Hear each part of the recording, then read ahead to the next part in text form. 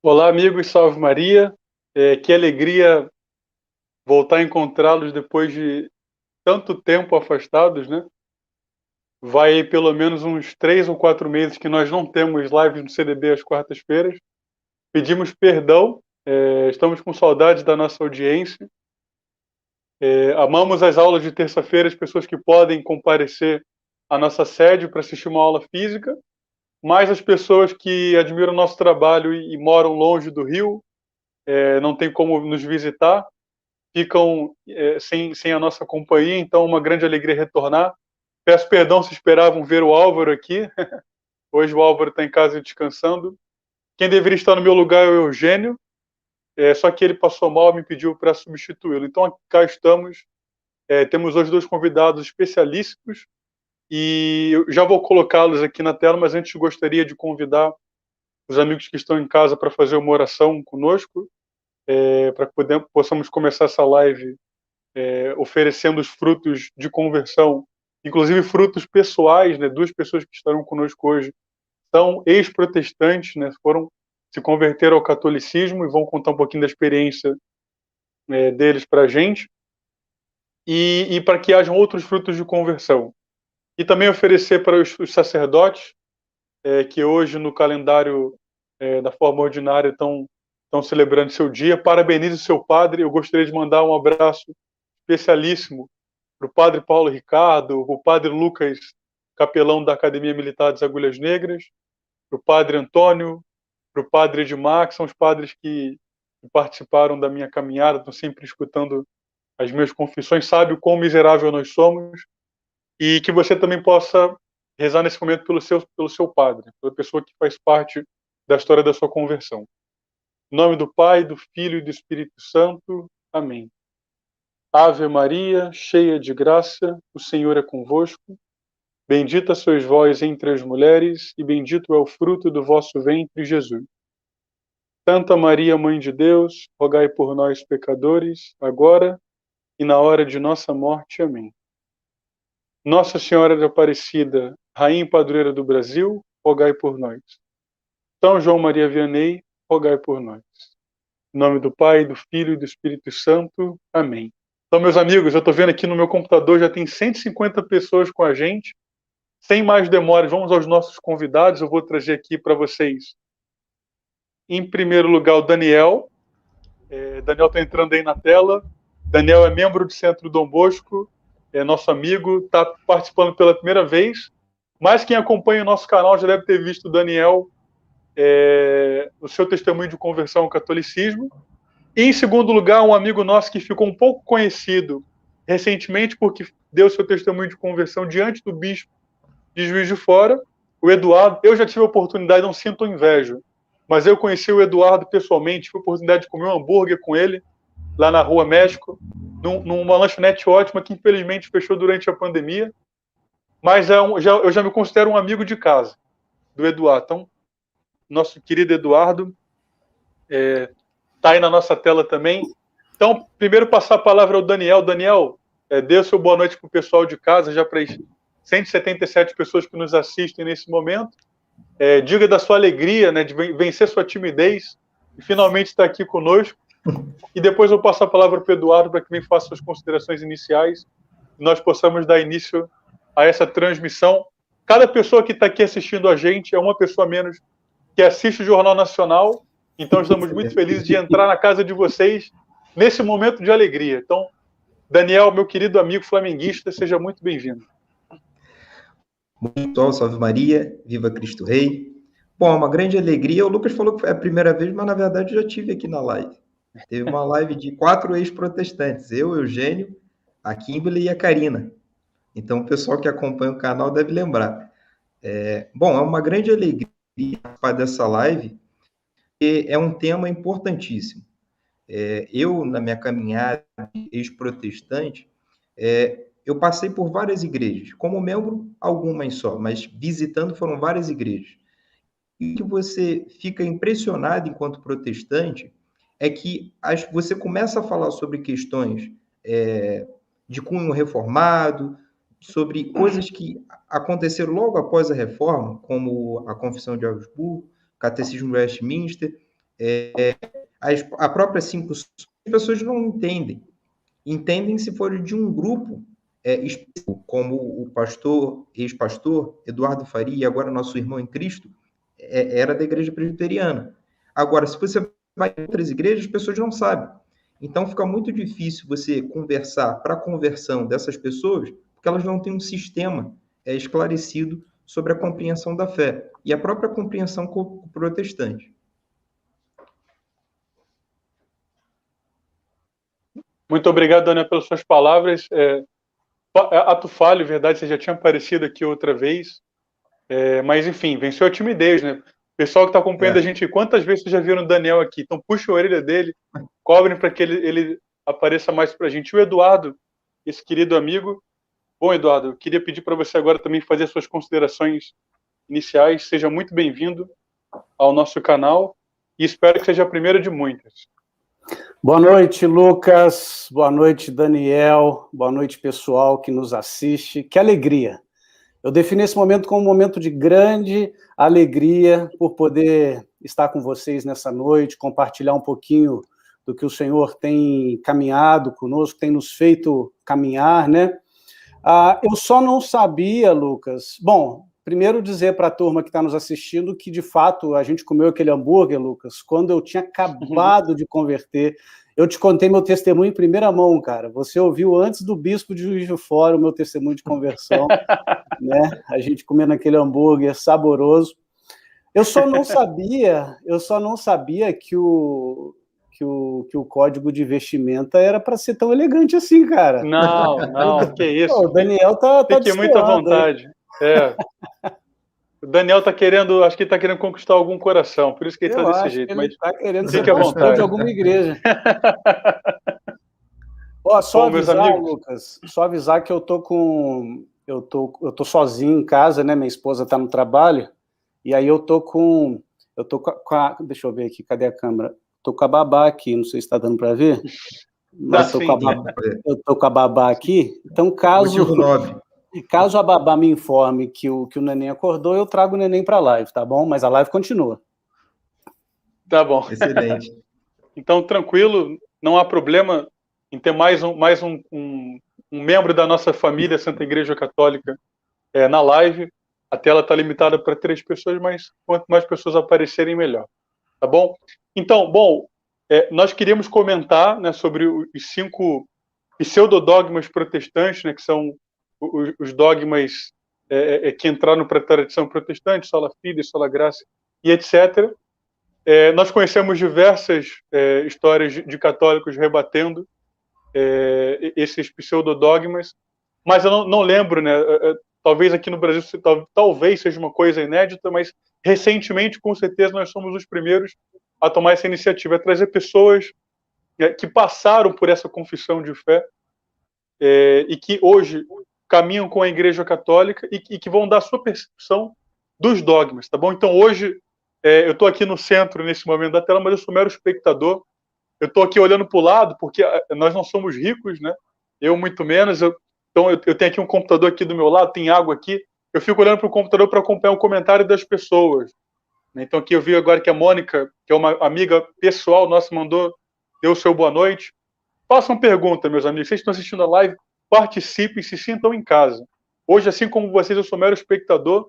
Não vou tomar a liberdade de pegar uma pipoca e um refrigerante, mas eu quero ouvir Eduardo e Daniel, tá bom? Então, eu queria começar pelo Daniel, da sua percepção, né, de hoje como católico. Né, apenas uma introdução, depois a gente bate um a um, mas hoje como católico, qual que é a sua percepção dos pseudodogmas protestantes, uma fé que você professou ali, acho que até 2018, 2019, né?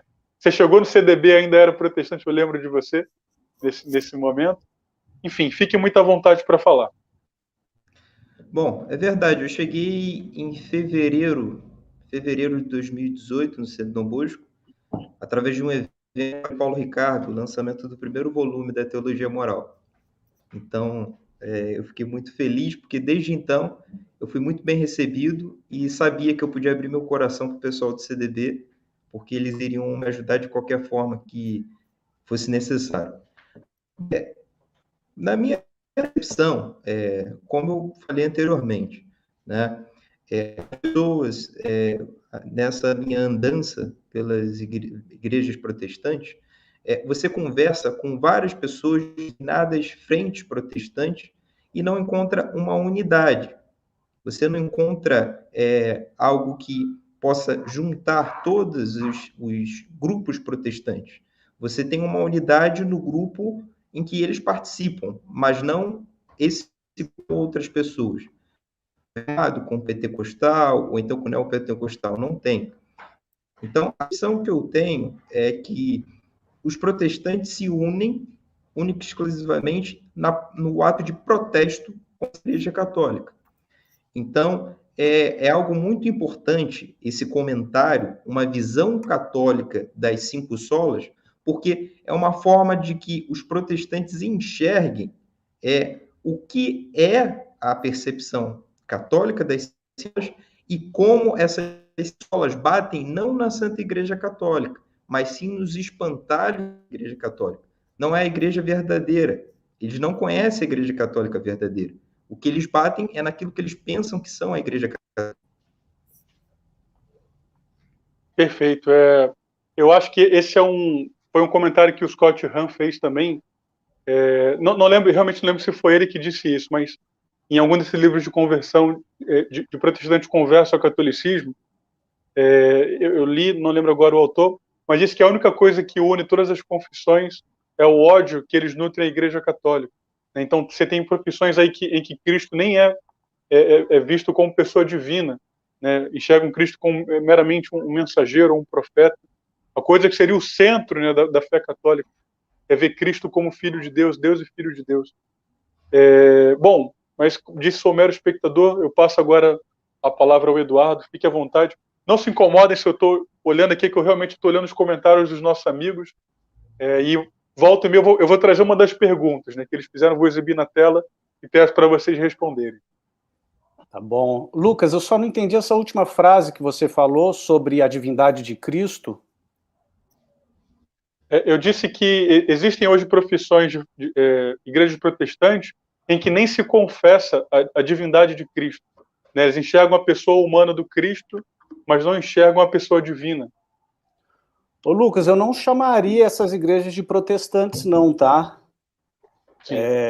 Porque o protestantismo, como que eu posso colocar isso? A cristologia protestante é, até certo ponto, muito semelhante à cristologia católica, até porque o protestantismo herdou a nossa cristologia.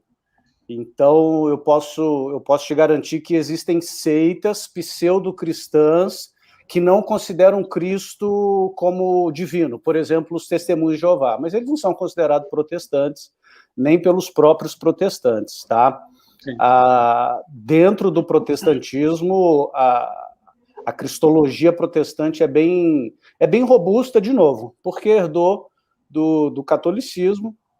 É lógico que até certo ponto, né, ao longo da nossa conversa nessa noite aqui, eu vou explicar por que até certo ponto, mas eu só achei interessante fazer essa pontuação porque a gente, como católico, apanha muito dos protestantes, mas, na verdade, eles não batem na gente, né? Eles batem em espantalhos, eles batem naquilo que eles acham que é a Igreja Católica. E aí eu vou me esforçar ao máximo aqui nesse diálogo, que eu espero que seja fraterno, vou me esforçar ao máximo para que eu não cometa o mesmo erro, né, de bater em espantalho. Eu acredito que isso não vai acontecer, porque eu vou falar daquilo que eu conheço.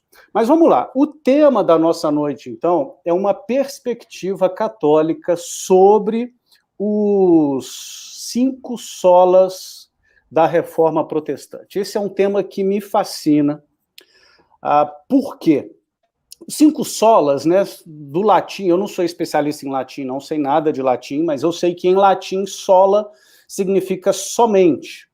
E os 5 solas são um conjunto fundamental de princípios considerado como centrais na doutrina da salvação e ensinados por todos os ramos do protestantismo. Todos os ramos do protestantismo, em algum grau, concorda com os 5 solas, né? Quais são esses 5 solas? Sola gratia, somente a graça, sola fide, somente a fé, solus Christus, somente Cristo, sola Scriptura, somente as Escrituras, e soli Deo glória, glória somente a Deus. Eu lembro que há um tempo atrás eu estava de férias e eu fui visitar uma igreja católica e bem no altar tinha escrito em letras garrafais, soli Deo glória, glória somente a Deus. Uma coisa que eu acho importante é não confundir, atenção, pessoal que nos assiste, estou vendo aqui que a gente já tem 300 pessoas nos assistindo, não confunda os 5 solas do protestantismo com os 5 pontos do calvinismo. Eu vi gente comentando na internet, essa história aí é só de calvinista. Não, não confunda, porque às vezes pelo número, né, ser 5, as pessoas confundem, mas os 5 solas são uma coisa, e os 5 pontos do calvinismo são outra coisa, que não tem muito a ver, lógico que esbarra, né, mas não tem muito a ver com o tema dessa noite aqui, não. Os 5 pontos do calvinismo, como o próprio nome já diz respeito mais ao protestantismo de linha calvinista, mas os 5 solas não, tá? Os 5 solas da Reforma Protestante, eles têm uma aceitação bem ampla.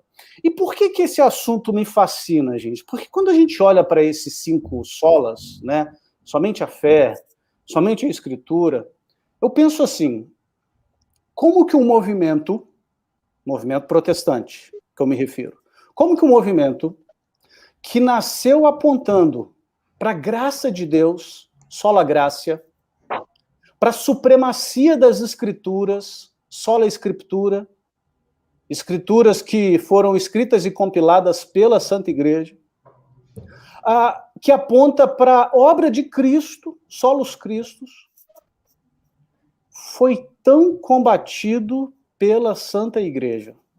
Eu vou repetir a pergunta. Como que um movimento que aponta para a graça, para Cristo, para a Escritura, foi tão combatido pela Santa Igreja? 2 opções, 2 respostas. Primeira resposta, a Igreja Católica é malvada, é corrupta e quer manter os seus filhos nas trevas. Essa é uma resposta que dão. Mas tem uma outra resposta também. Existem erros terríveis e fundamentais nos postulados do protestantismo, conforme o protestantismo entende esses postulados. Eu fico com a segunda opção. Eu fico com a segunda opção. Existem erros terríveis e fundamentais nos postulados do protestantismo, conforme compreendidos pelo protestantismo. E é sobre isso que nós vamos conversar nessa noite. A narrativa é envolvente. Não temos como negar. A narrativa é envolvente. Qual que é a narrativa? A narrativa é em contraponto ao ensino católico, em contraponto ao ensino semi-pelagiano. Eu já vi um pastor dizendo isso sobre o nosso ensino semi-pelagiano da Igreja Católica. Nós somos salvos somente pela graça, por meio somente da fé, somente em Cristo, de acordo somente com as Escrituras, para a glória de Deus somente. Então, esse não tem como negar que se um católico incauto, um católico que não estuda a sua fé, um católico que talvez seja o que a gente brinca, né, católico de IBGE, se depara com um protestante falando assim, a gente é salvo só pela graça, só pela fé, somente por Cristo, e isso nos ensina somente a Bíblia, diferente da sua religião, que é semi-pelagiana. É um discurso maravilhoso, é um discurso envolvente. Ainda só para terminar a minha introdução aqui, deixar claro para o pessoal que esses 5 solas, eles nunca foram sistematicamente articulados no período da Reforma Protestante e nem no período imediatamente pós-Reforma, tá? O Philippe Melanchthon, né, que foi aquele fiel escudeiro, né, por assim dizer, sem nenhum desrespeito, mas fiel escudeiro de Lutero, ele escreveu, né, somente, como é que é? Desculpem o meu latim, gente. Sola gratia justificamos et sola fide justificamur. Somente a graça justifica e somente pela fé somos justificados. Mas todos esses 5 solas, eles aparecem nos escritos dos reformadores, mas eles não foram catalogados. Eles foram catalogados bem mais recentemente, historicamente falando. Tá bom? Então, essa era a minha palavra de introdução, Lucas, sobre esse tema. A gente vai tentar fazer a live gravitar sempre em torno do tema. Como são muitas coisas a se falar, eu imagino que a gente não consiga, graças a Deus, não consiga terminar tudo em um dia. E isso obriga tanto o Daniel quanto o Eduardo a estarem conosco mais uma vez. Mais uma live que iremos marcar. Mas chamando também o nosso amigo Daniel, agora estamos com 331 pessoas assistindo. O Eduardo, Daniel, falou o seguinte, né, que às vezes os protestantes eles atiram muitas objeções diante do católico, e aquele católico de IBGE, né, aquele católico que a mãe colocou para fazer a primeira Eucaristia, depois ele desaparece e só vai à missa no dia das Mães, dia dos Pais, e reclamando muito vai no Natal, quando lhe é atirado diversas objeções no rosto. Né? Uma que o Eduardo disse, você tem um fé semi-pelagiano. Bom, o católico de IBGE não sabe nem o que é o pelagiano, quiçá o que é o semi-pelagiano. Né? Então, isso é uma coisa comum e que, graças a Deus, com o trabalho da internet, a gente viu que mudou. Né? Os católicos eram presas fáceis porque não conheciam sua fé. Né? Então, eu queria perguntar para o Daniel se quando ele começou a se converter, quando começou a se interessar pelo catolicismo, foi fácil encontrar um ambiente intelectual, um ambiente onde a fé ela estava no seu devido lugar, né? Não era tratada como um mero sentimento, mas como pertencente, né, aos objetos da própria inteligência. Né? Como é que foi, Daniel, para você? Pela graça de Deus, eu conheci uma pessoa muito especial, um sacerdote muito especial, não pessoalmente, depois pessoalmente, mas no momento da minha conversão não, que foi o Padre Paulo Ricardo. Então, as minhas dúvidas, enquanto protestante, em relação à fé católica, foram respondidas durante um longo período pelo site do Padre Paulo Ricardo, né? E eu, de forma presencial, pude usufruir de um grupo que pudesse me proporcionar respostas Dom Bosco. É essencial para o católico que ele procure um grupo que possa proporcionar comunhão para ele, que vai gerar bem-estar, mas, além disso, possa proporcionar o alimento, porque, como você disse, Lucas, o sentimentalismo não segura ninguém em lugar algum. Pode segurar por algum tempo, mas não para sempre. Então, o católico que está me ouvindo precisa procurar um grupo que possa dar a amizade verdadeira só na verdade em Cristo, possa proporcionar as respostas que ele precisa para poder conhecer sua fé e exercê-la bem. Então, foi fundamental o Padre Paulo Ricardo, que me ajudou a conhecer a Igreja Católica tal como ela é, e foi fundamental conhecer o Centro Dom Bosco para eu poder ver exemplos verdadeiros, exemplos de carne e osso na minha frente, que puderam me passar toda essa experiência prática do que é a fé católica. Coisa que, provavelmente, se não tivesse exemplos como o do Padre Paulo Ricardo e exemplos na minha frente, como o Centro Dom Bosco, levaria muito mais tempo de conversão. Porque uma coisa é você estudar sozinho, outra coisa é você ter referências e amizades que te levam a conhecer o objeto do seu estudo. Perfeito, Daniel. Acho que eu sou o único católico desde o berço aqui da live, mas para mim isso foi fundamental também, encontrar amigos, porque o meu despertar começou quando eu era cadete da academia, e eu tinha muito medo de voltar para o Rio de Janeiro e não ter um amigo com quem eu pudesse conversar essas coisas. Né? Eu lembro que eu cheguei ao Centro Dom Bosco a primeira vez. A primeira pessoa que eu vi no CDB foi o Luciano Pires, que acho que o nosso público aqui que está acompanhando a gente conhece, é um intelectual de ponta, uma pessoa que é bom você ouvi-lo falar, você não precisa nem conversar, falar nada, deixa ele falar, que já é agradável aos ouvidos. Então, é essa questão mesmo de ter uma família, né, para que você não seja nem presa fácil, nem que você fique abandonado só com com apostolados virtuais, mas que veja realmente, como você disse, testemunhos de carne e osso. Tá? Eduardo, eu vou passar para você mais uma vez. Comece pela sola que você quiser. Entre de sola e nós o acompanharemos. Entre de sola e nós estamos logo atrás para fazer os comentários. Tá? E repito, pessoal que está eu estou vendo aqui a Thaisa, que é uma protestante que se converteu ao catolicismo, é uma pessoa um pouquinho conhecida na internet. A Mônica, nossa amiga, o pessoal que está aí. Até vi aqui um protestante que tá aqui assistindo também. Isso é para você, nós não queremos fazer escárnio da fé, nós queremos trazer você para o nosso time. Queremos convidá-lo a ver um jogo do Flamengo lá no Bar Caçadores da Tijuca, comendo um petisco com a batata frita, tomando refrigerante, podendo conversar essas coisas com a maior amizade e civilidade possível. Tá? Então, Eduardo, está contigo, meu amigo. Entre de sola e com a sola que você quiser.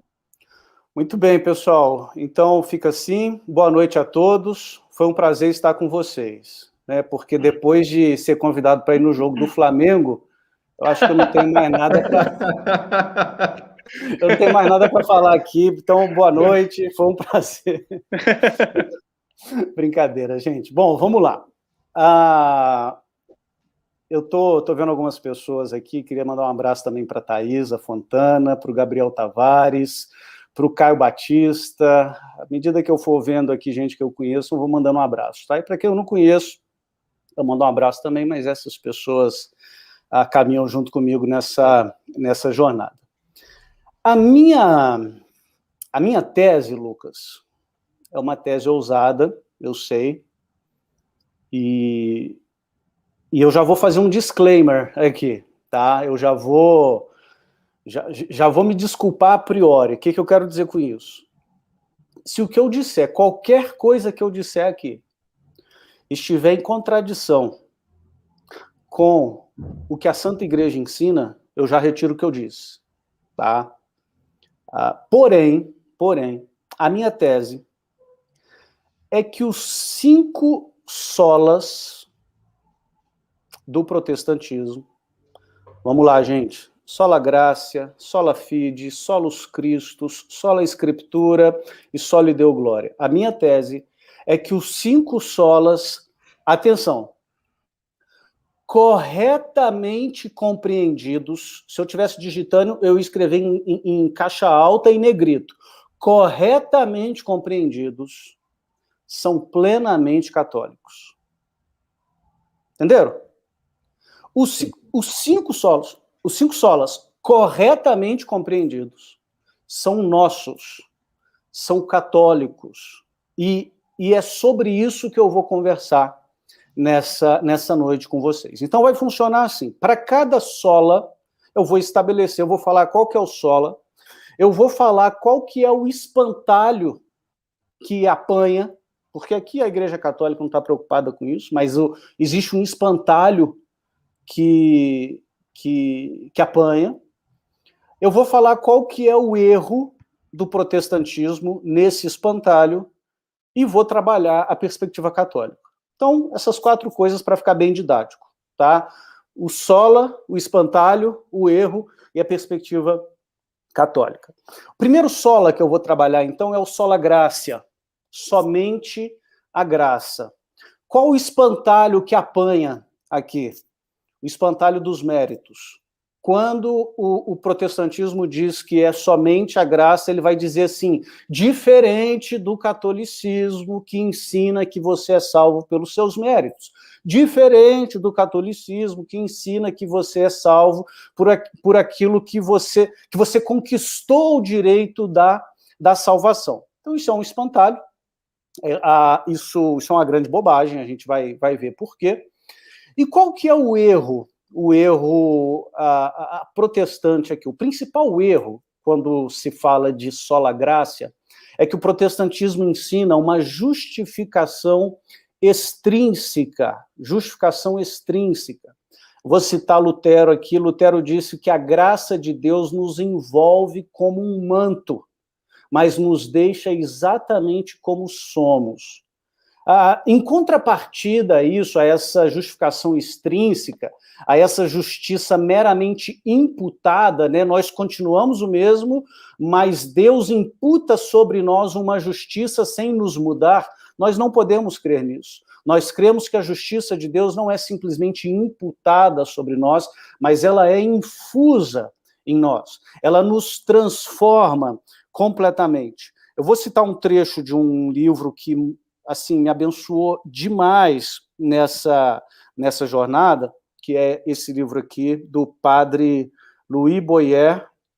Deixa eu mostrar aqui, cadê? Louis Boyer, O Espírito e as Formas do Protestantismo. O padre Louis Boyer foi pastor protestante, então ele sabe do que está falando, pastor luterano, se tornou padre, escreveu esse livro maravilhoso, e olha o que ele diz aqui: justificação extrínseca, ou seja, a justificação independente de qualquer mudança interior, de qualquer nova capacidade dada ao homem para fazer atos prazerosos a Deus, está tão distante da teologia paulina que é completamente irreconciliável com o corpo dos seus ensinamentos.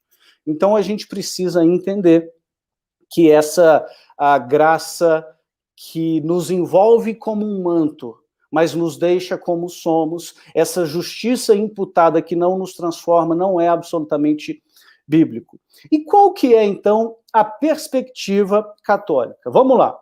Eu vou trabalhar com um livro aqui, eu não sei se vocês já ouviram falar, mas eu recomendo, tá? Um livro amarelinho, você acha em qualquer boa livraria católica, e se você não achar esse livro, você pode acessá-lo gratuitamente na internet. Mas vamos ver o que esse livro maravilhoso, Catecismo da Igreja Católica, fala sobre graça. Por exemplo, eu vou ler o parágrafo 1996, e eu tenho certeza que se algum protestante está nos assistindo, ele não vai ter dificuldade nenhuma em concordar com isso. Olha só o que diz o parágrafo 1996 do Catecismo.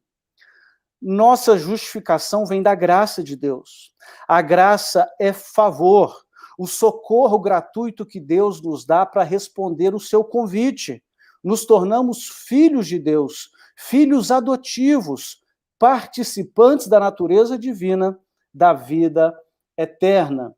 Também posso citar o parágrafo 1998. Essa vocação para a vida eterna é sobrenatural. Atenção, depende integralmente da iniciativa gratuita de Deus, pois apenas Ele pode se revelar e dar-se a si mesmo. E olha só que interessante o parágrafo 2001. A preparação do homem para acolher a graça já é uma obra da graça. Isso é fantástico, né? A preparação do homem para acolher a graça já é uma obra da graça. Então, o Catecismo nos deixa bem claro que a nossa justificativa vem da graça, que a graça é um favor gratuito de Deus, que a vocação da vida eterna é sobrenatural, porque só Deus pode tomar a iniciativa de nos salvar. Enfim, eu tenho certeza que nenhum protestante tem nenhuma dificuldade de concordar com essa afirmação. Porém, a Bíblia fala em mérito. E aqui a gente tem um problema. Porque a Bíblia diz que nós somos salvos pela graça. É Deus que decide nos salvar, é Deus que decide vir ao nosso encontro. Nós lemos no Catecismo, é Ele que toma a iniciativa. Mas a Bíblia também fala em mérito. E aí a gente entra num problema, porque a gente tem que ou equacionar isso, e a Santa Igreja muito bem equaciona isso, ou a gente ignora aquelas passagens que falam sobre mérito. Ah, Eduardo, onde que a Bíblia fala sobre mérito? Tá maluco? Mateus 6, capítulo 6, de 2 a 6.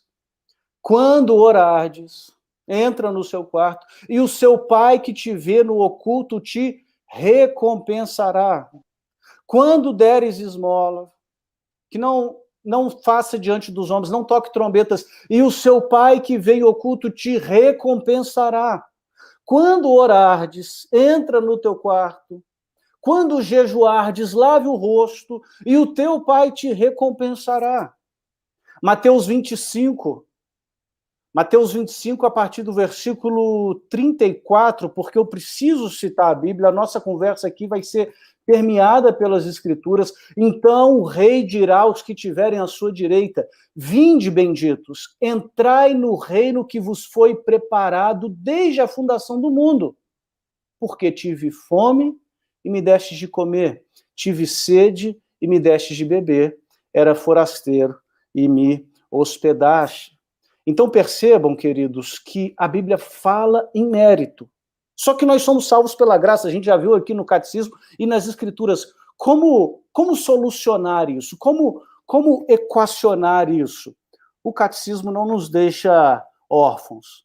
Olha que texto maravilhoso no parágrafo 2007 do Catecismo.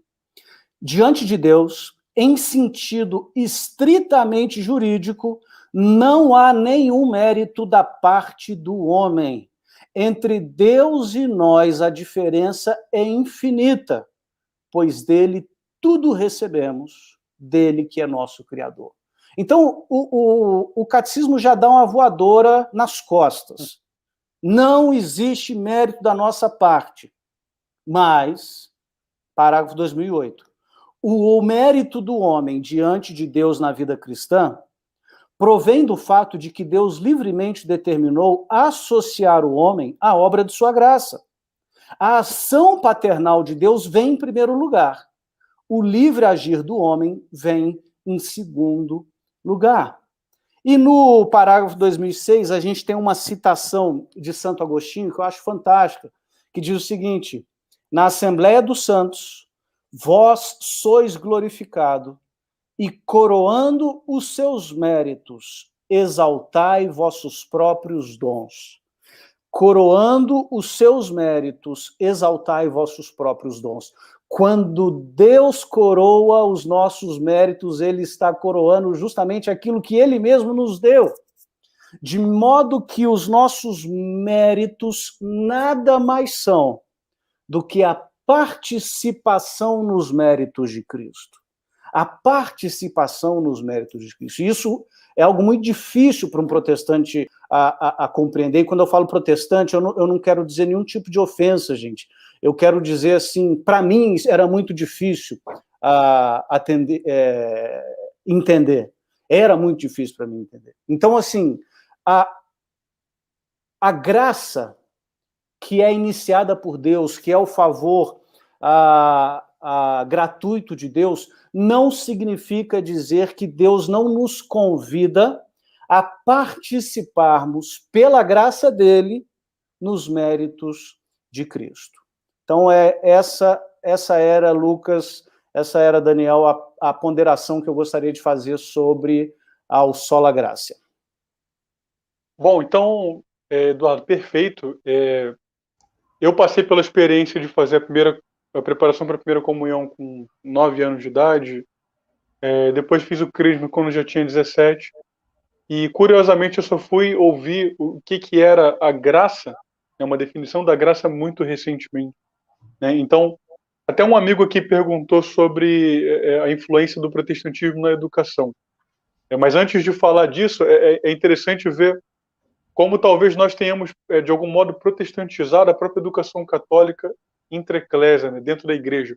É uma coisa raríssima você ouvir um sermão de um padre, né, onde o padre mencione a graça. Geralmente aqueles sermões mais de efeito psicológico, como se fosse uma terapia, mas a graça justamente isso que nos leva ao estado sobrenatural. É raríssimo, né? E até um padre comentou isso, e como as pessoas elas não encontram o sobrenatural na igreja católica, elas vão para aqueles lugares onde há a experiência do sobrenatural, né? Pode ser no centro de Umbanda ou no centro espírita. Então, Daniel, eu queria perguntar para você, fazer essa pergunta para você. A falta, né? Justamente mencionar isso, a falta de uma catequese sobre a graça, e aí não somente para os protestantes, né? mas para os próprios católicos, que a gente vê, o Eduardo viu, que o que eles parecem nos acusar é somente um espantalho, né? Nós temos uma compreensão de graça muito semelhante a deles, né? Para que nós tenhamos, para que nós sejamos filhos de Deus, é necessário que nós tenhamos, sejamos sobrenaturalizados, né? Isso só pode acontecer pela graça. Que palavrinha importante, que palavrinha completamente abandonada pela catequese católica. Sim, vai ficar aqui, assim, é o exemplo básico, né? Quem paróquia sabe. Quantas pessoas aqui já se depararam com alguém que era católico, virou protestante, mas quando você pergunta sobre catecismos, a pessoa não faz ideia do que você está falando. Não que ela não conheça o que é um catecismo, não é isso. Mas ela não leu, não se debruçou. Seja o catecismo atual, seja o catecismo São Pio X, enfim, qualquer um. A pessoa não conhece. Ela não tem acesso a elementos básicos. Um exemplo. Ela não... Isso, até o Lucas já me contou, em privado, que tem pessoas que estão comungando, mas não sabem nem o que é um mortal. Ora, se você está em pecado mortal, você está comungando para a sua própria condenação. É o que nos ensina a Santa Igreja. Então, você nunca vai ter acesso a uma vida sobrenatural, a viver, linguagem de Santa Teresa de Ávila, você não vai subir nas moradas, você não vai crescer na fé, você não tem como correr se você não sabe engatear. Entendeu? Então, muitas pessoas que tornam protestantes acabam se tornando protestantes por desconhecer a fé católica. Então, como elas não veem na prática os frutos da sua fé, elas se desesperam da fé e vão buscar algo em outro lugar que vai prover a elas essa que ela tanto necessita, justamente porque desconhecem a fé e por isso não têm acesso às bênçãos ou os frutos da fé católica. Perfeito, Daniel. Então, já fizemos. Alguém perguntou se a live vai ficar salva. Vai ficar salva. Vocês terão esse material até que o YouTube resolva banir o canal do Centro Dom Bosco, que não deve demorar muito, mas a gente vai dar um jeito de salvar em outro lugar. Entramos com a primeira sola. Eduardo, convido você agora. Entre de sola mais uma vez. Vamos à segunda. Bom, Fique vamos à lá. vontade. Eu estou acompanhando o chat aqui, aí tem gente perguntando sobre a educação protestante, teve até uma pessoa que perguntou sobre essa questão da justificação extrínseca, são temas maravilhosos, tá, gente? Mas só não vou entrar nesses temas, porque senão a gente não sai daqui hoje, mas são temas que dariam excelentes lives futuramente. Segunda sola que eu vou tratar é o sola fide, tá? Somente a fé. Eu já deixei claro, então, que corretamente compreendido, o católico não tem problema nenhum em afirmar sola gratia. Nós somos salvos somente pela graça, corretamente compreendido. E agora a gente chega no sola fide. E aqui, quando a gente fala de sola fide, se a graça é a fonte da nossa salvação, a gente tem agora algo que seria o caminho pelo qual a gente é salvo. Qual que é o espantalho que os protestantes batem quando afirmam sola fide? O espantalho das obras. O espantalho das obras. A gente defende que somos salvos somente pela fé. Já vocês, católicos, semi-pelagianos, sinergistas, vocês acreditam que vocês são salvos por serem bonzinhos, por fazerem boas obras. Só que o profeta Isaías disse que as vossas obras de justiça são como trapos imundos perante mim. Então, esse negócio é uma grande besteira. Bate nas obras como se o católico fosse um cara que acreditasse que o sujeito, por ser bonzinho, ele vai chegar no céu e vai colocar diante de Deus as obras dele, tá? Isso não é verdade, a gente vai ver o que as escrituras dizem sobre isso, mas antes eu vou tratar do erro protestante. Qual que é o erro protestante ao afirmar sola fide?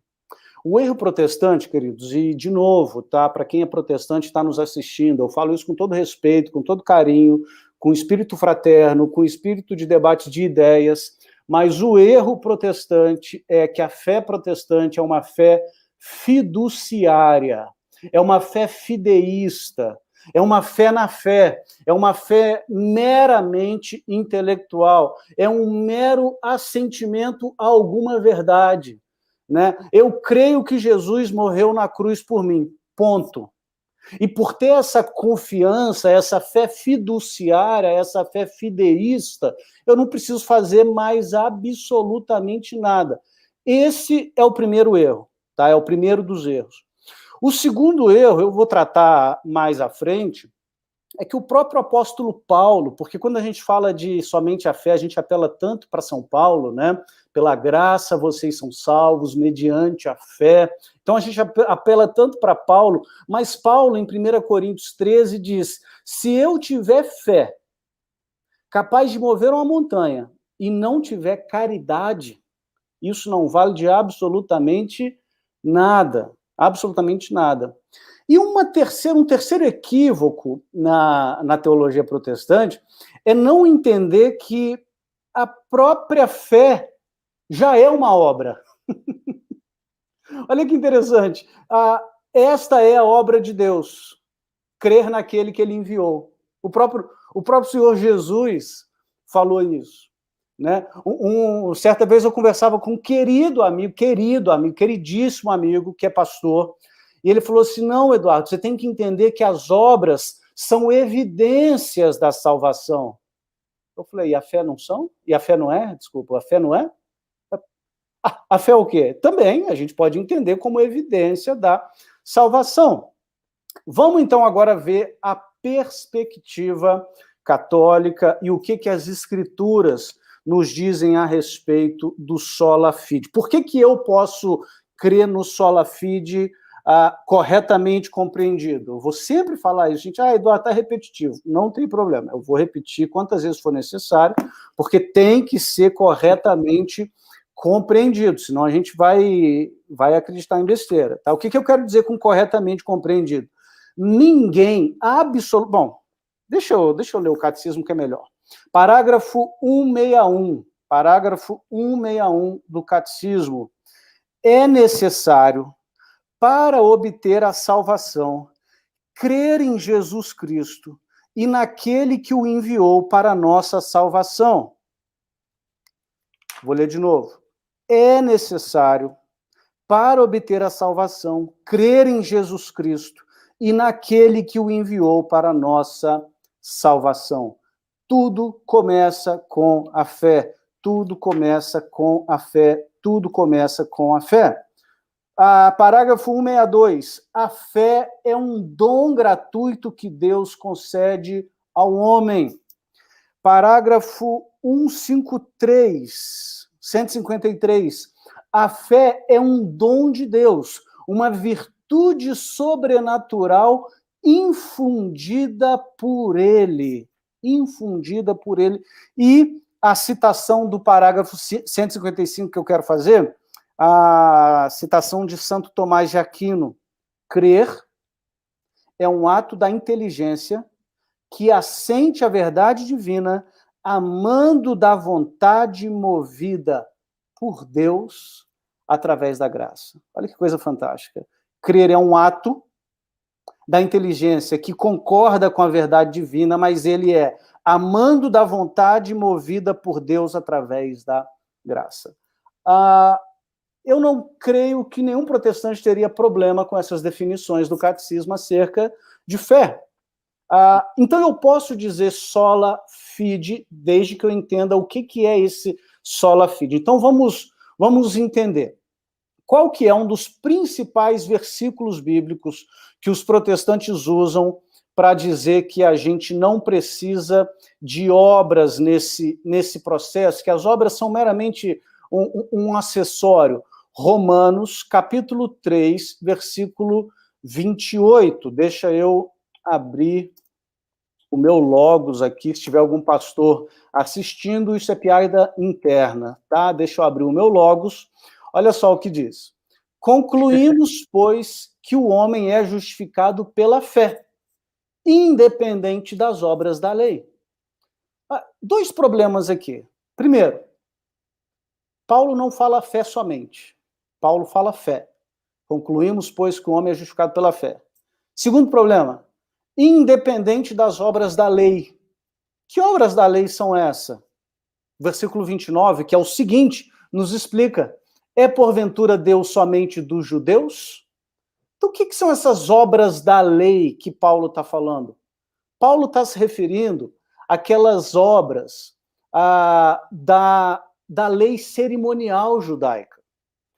A igreja sempre entendeu assim, e hoje os scholars, né, os acadêmicos mais avançados em exegese paulina, inclusive protestantes, nos deixam claro que é disso que Paulo está falando. Que tipo de lei cerimonial é essa, Eduardo?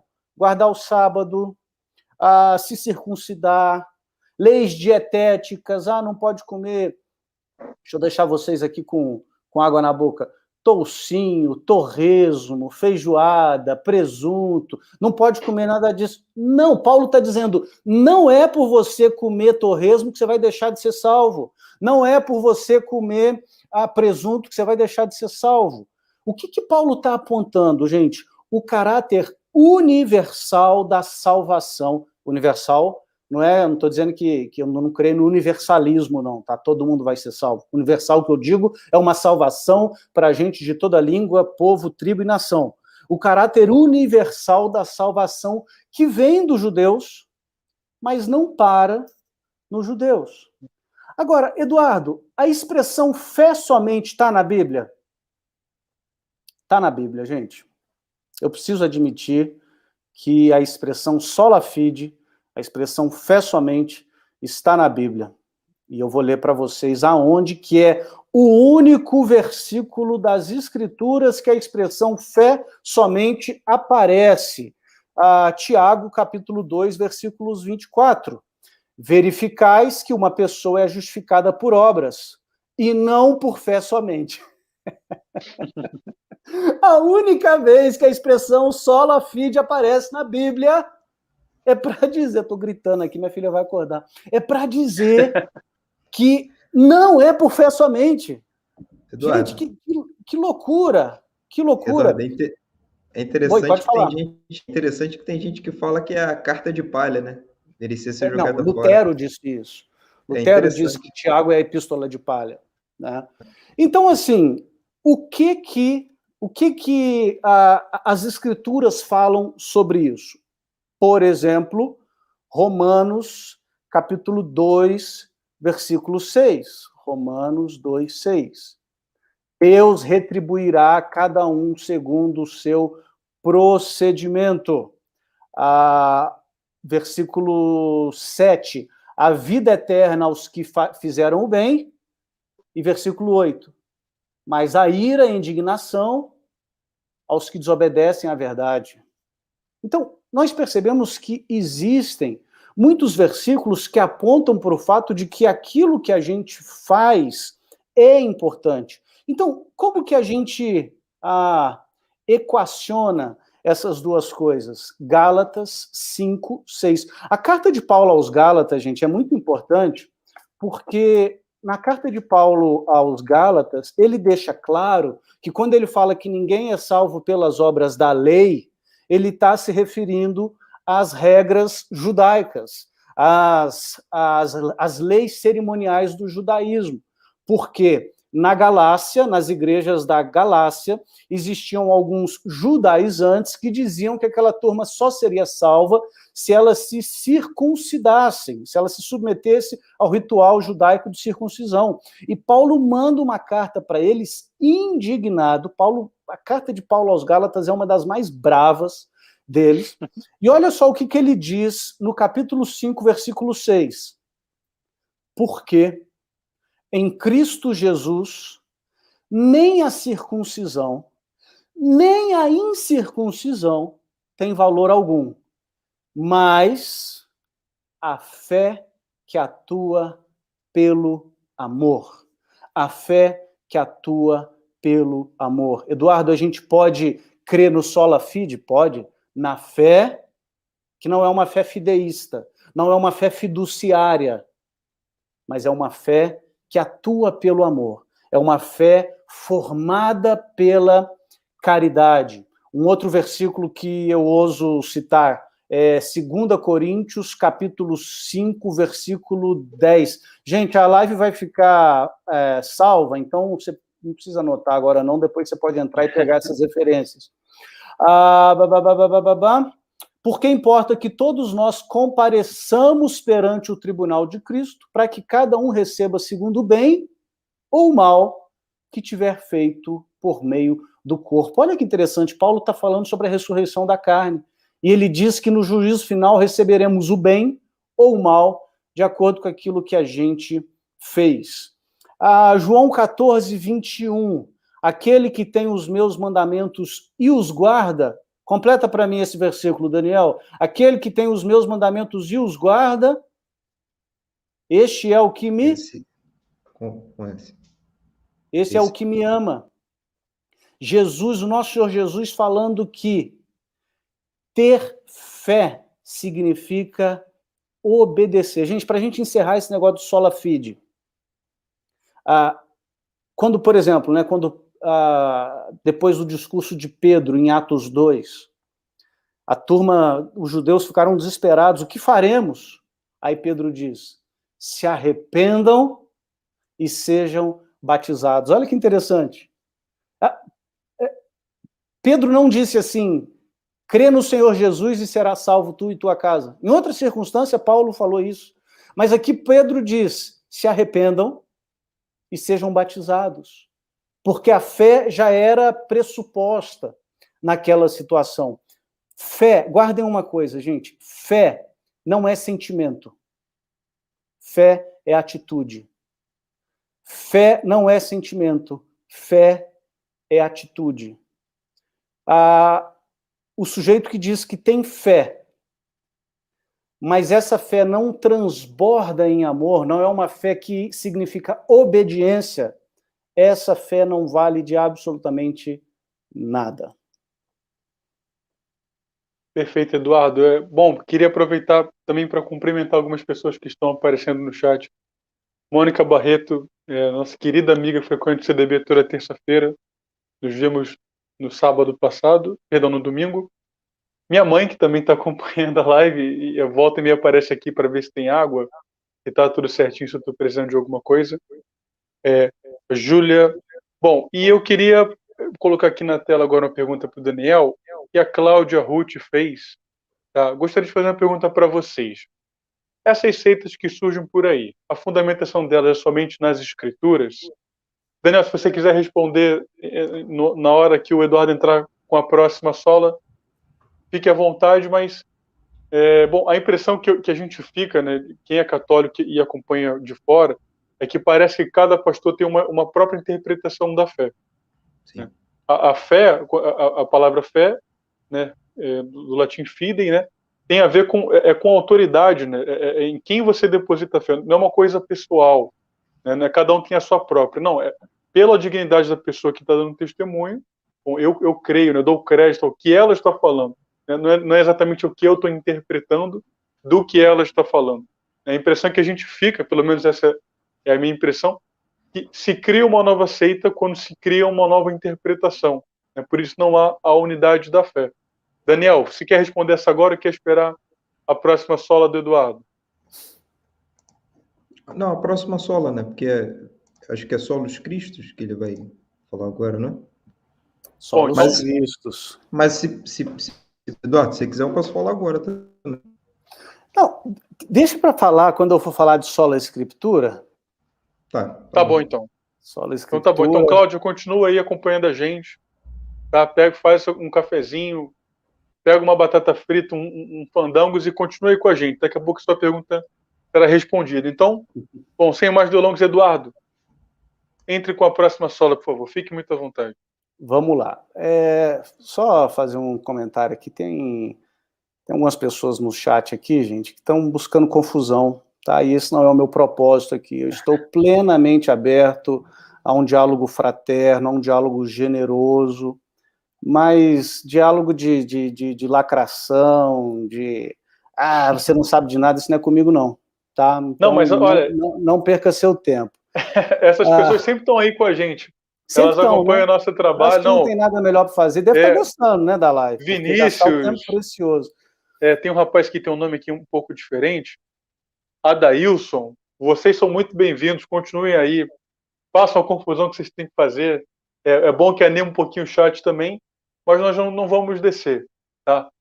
Não vamos descer para o play para brincar com vocês. Então, Eduardo, pode continuar. Não se incomode. A hora que eles Não, tranquilo. Só estou falando assim, porque às vezes distrai a turma, né, que tá assistindo.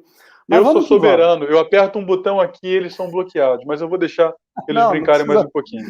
Não precisa. Não, eu só fiz esse comentário, Lucas, para deixar claro para todo mundo que está aqui presente, né? Eu nem citei nome de ninguém, que eu estou plenamente aberto a um diálogo fraterno, tá? E para ser sincero, eu nem tenho pretensão de converter ninguém, mas tenho o sonho em Deus de vacinar católicos contra o proselitismo protestante. Vamos para frente. Boa essa, hein? Vou até separar para entrar nos cortes da live depois. Vamos para frente. O próximo é o meu favorito. Solos Christus. Solos Christus. Por que esse é o meu favorito, gente? Porque somente Cristo. Quem em sã consciência vai negar isso? Quem em sã consciência vai dizer que é somente Cristo? Porém, a gente ouve, né? Qual que é o espantalho? Qual que é o espantalho que a gente apanha, né? Qual o espantalho que apanha? A Igreja Católica ensina que existem outros mediadores. Esse é o espantalho.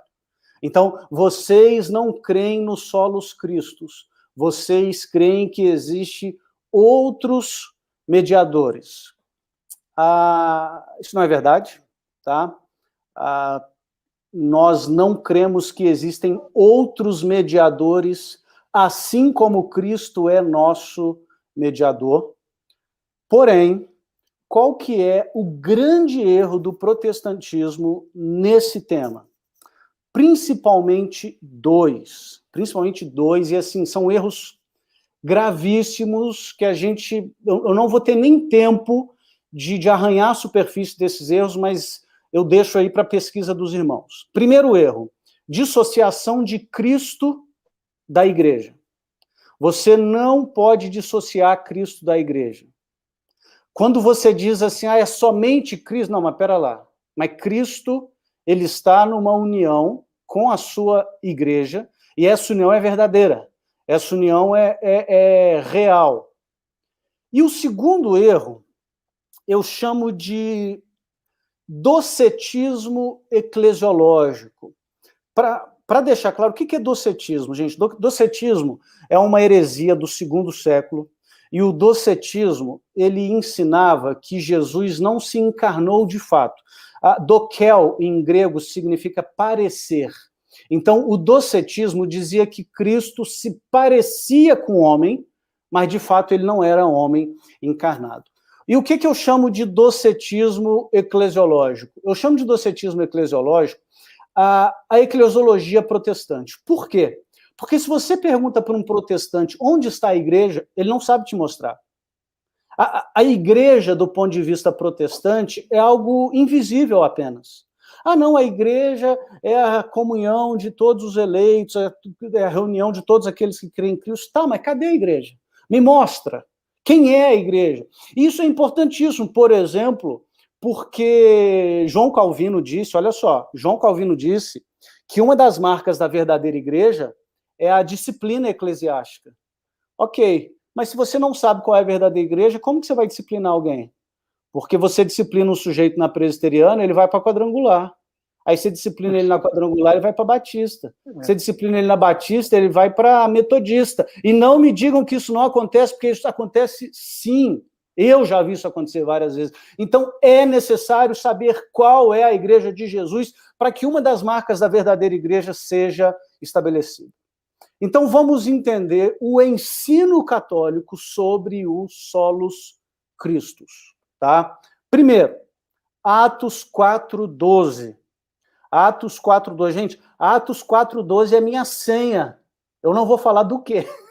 Não vou falar se é do Instagram, se é do e-mail, mas Atos 4:12 é minha senha, sabia disso? A minha senha é Atos 4:12. O que está lá em Atos 4:12? Vamos lá, não há salvação em nenhum outro. Deixa eu abrir o meu logos aqui para eu não citar errado.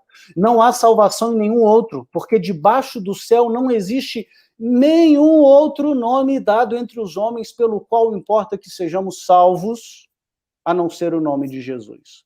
Atos 4:12. Não há outro nome. Não há outro nome. A Igreja Católica afirma, reafirma, defende isso. Um outro versículo que a gente ouve muito nesse assunto é 1 Timóteo 2:5. Porque só há um Deus e só um mediador entre Deus e os homens, Cristo Jesus, homem.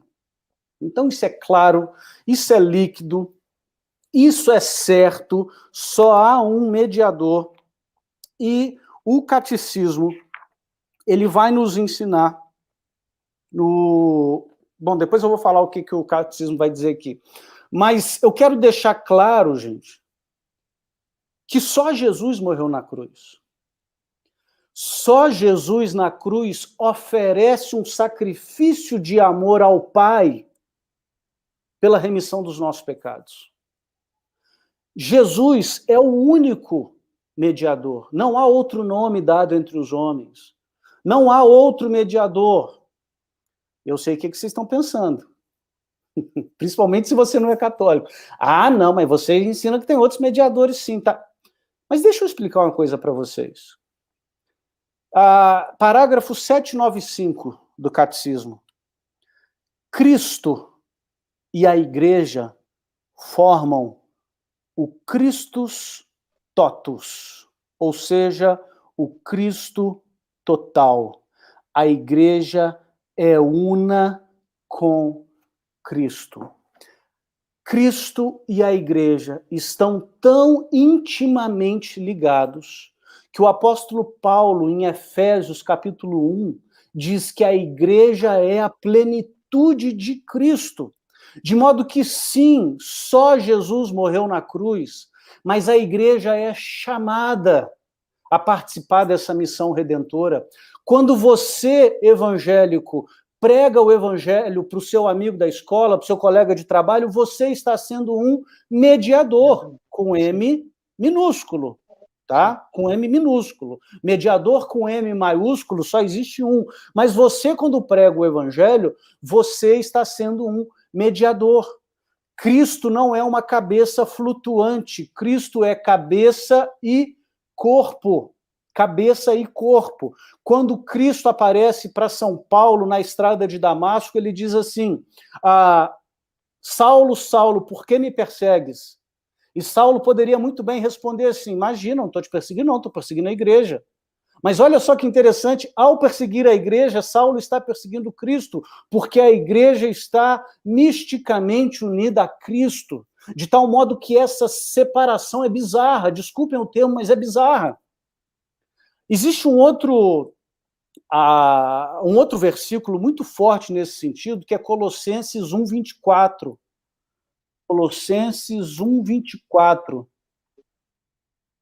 São Paulo falando: me regozijo nos meus sofrimentos por vocês e completo na minha carne o que resta dos sofrimentos de Cristo em favor da igreja, que é o seu corpo. Gente, olha que loucura que Paulo está dizendo. Na cabeça de um protestante, esse versículo aqui não entra. Completo na minha carne o que falta dos sofrimentos de Cristo. Falta alguma coisa? Será que falta alguma coisa nos sofrimentos de Cristo? Deixa eu explicar para vocês o que Paulo quer dizer com completo aquilo que falta nos sofrimentos de Cristo. A paixão de Cristo foi cabal. O que Cristo fez na cruz foi definitivo. Existe um padre chamado Felipe de La Trinité, que ele fala uma coisa muito interessante. O valor de um sacrifício está diretamente ligado com o valor do amor. de modo que Cristo amou tanto que uma gripe de Cristo já seria o suficiente para nos salvar. Uma unha encravada de Cristo já seria o suficiente para nos salvar, porque ele nos amou muito. Mas Cristo não entrega em sacrifício de amor ao Pai nem uma gripe e nem uma unha encravada. Ele se entrega como uma oblação, como um sacrifício a Deus, de modo que onde abundou o pecado, superabundou a graça. Mas eu e você somos chamados por Cristo a participarmos da sua paixão. A participarmos da sua paixão. E nesse sentido, nós recebemos o encargo do Senhor de sermos mediadores, de novo, M minúsculo. Só Jesus morreu na cruz, mas sermos mediadores à medida que nós somos um holocausto vivo em favor das nações. A igreja foi chamada para ser um holocausto vivo em favor das nações. Ah, mas e a intercessão dos santos? Você reza para santo, isso está errado, porque só Jesus é mediador. Bom, vamos lá. Pedir para alguém rezar por você não é errado, porque você pede para o seu amigo rezar por você. Né? Você pede para o seu amigo, para o seu vizinho, para o seu primo, para o seu pastor rezar por você. Então você não tem problema nenhum com a intercessão de ninguém, porque você pede para que outros intercedam por você. Aí você vai dizer assim, ah, Eduardo, mas meus amigos estão vivos, os santos estão mortos. Não, não estão. Deus é Deus de vivos e não de mortos. Deus diz que Abraão está vivo porque Deus é Deus de vivo e não de mortos. Nem a morte nos separará do amor de Cristo. Paulo diz aos Filipenses, melhor é partir e estar com Cristo. E a gente tem um versículo muito interessante em Apocalipse 5:8. Apocalipse 5:8. Os 24 anciãos aqui é uma alusão clara aos 12 patriarcas de Israel e aos 12 apóstolos. Os 24 anciãos prostraram-se diante do Cordeiro, tendo cada um deles uma harpa e taças de ouro. E o que estava dentro da taça, gente? Cheias de incenso, que são as orações dos santos. Gente, isso é fantástico. Eu não sei como que eu nunca tinha lido isso na minha vida antes de me tornar católico. Os santos nos céus oferecem a Deus as orações dos santos aqui na Terra. Então, resumindo, gente, é solos Cristos? É solos Cristos. Mas o Cristo não é só cabeça, é cabeça e corpo. É o Cristo totus, como nós lemos no parágrafo 795 do Catecismo. E nós somos enviados, assim como o Pai me enviou, também vos envio. Nós somos enviados por Cristo para sermos arautos dessa boa nova.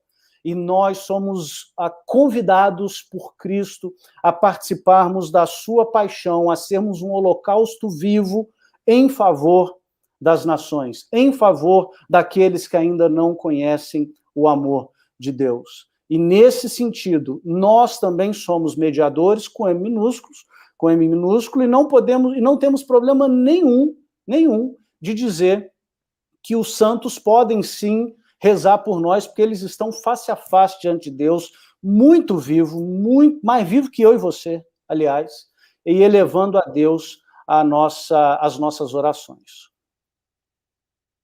Eu acho que para o pessoal que cresceu, né, no protestantismo, quando escuta falar de um santo, eles acham que nós católicos devemos o mesmo culto a Deus e aos santos, né, coisa que não é verdade. Devemos a Deus um culto de latria e aos santos um culto de veneração, né, um culto Perfeito. De Dúlia e a Virgem Maria de Perdúlia. Nunca há essa confusão, nunca um protestante vai entrar numa missa, eu inclusive faço esse desafio, né, dele entrar numa missa e ver o sacerdote no momento da consagração das espécies, elevando o corpo e o sangue da Virgem Maria, o corpo e o sangue de São José, o corpo e sangue de São Sebastião. Isso nunca vai acontecer, né? Não há como fazer essa confusão, tá bom? Agora, para mim, essa questão da mediação, ela é tão óbvia, tão evidente, que você não precisaria nem recorrer ao mundo sobrenatural, e isso já é perceptível na própria conversão diária de cada um. Bom, Cristo não apareceu em pessoa para cada um de nós, para que nós nos convertêssemos. O Daniel falou que ele foi auxiliado em sua conversão pelo padre Paulo Ricardo, que de algum modo foi o mediador, com M minúsculo, né, do seu caminho de conversão. Eu passei pela mesma coisa. Agradeço aos meus pais que me colocaram na catequese quando eu era criancinha. Ao meu pai, a mim e ao meu irmão, que fez aí 5 meses de falecido recentemente. Ao padre Lucas, que foi o primeiro padre da minha vida, em quem eu pude identificar também um pai, né? Então, eu faço a pergunta até para o Daniel. O Daniel está um pouco calado, daqui a pouco o pessoal no chat vai reclamar que o Daniel está falando, alguém faz uma pergunta para o Daniel. Agradeço ao pessoal do marketing do CDB, a gente saltou na audiência, que estávamos em 390 e agora estamos com 442 pessoas assistindo. Daniel, para essas 442 pessoas que estão nos assistindo agora, queria que você comentasse essa questão da mediação. Como que você enxergava quando você estava fora da barca de Pedro?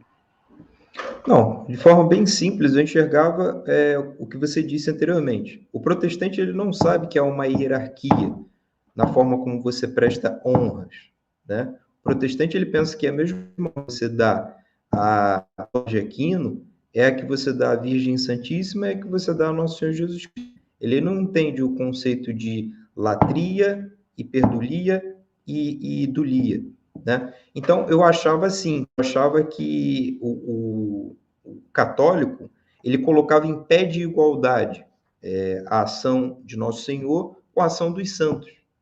Quando, na verdade, eu fui compreender que não é assim. Há uma hierarquia nas honras. Há uma forma em que você lida com... Uma forma com que você lida com o Santíssimo e uma forma com que você lida com o Nosso Senhor Cristo. Eu enxergava tudo como uma mesma forma. É quando você enxerga o espantalho, como o Eduardo já disse nas solas anteriores, e não enxerga aquilo que a igreja ensina. Até porque uma das formas que você se utiliza enquanto protestante é da propaganda. Você não bate na igreja, você bate no espantalho. E sem contar, gente, eu vou ser muito cuidadoso aqui, porque eu sei que eu posso ofender muitas sensibilidades. Vocês perceberam que eu sou covarde, né? Vocês perceberam que eu sou covarde, eu não gosto de chutar na canela, não. Então, eu vou ser bem cuidadoso aqui.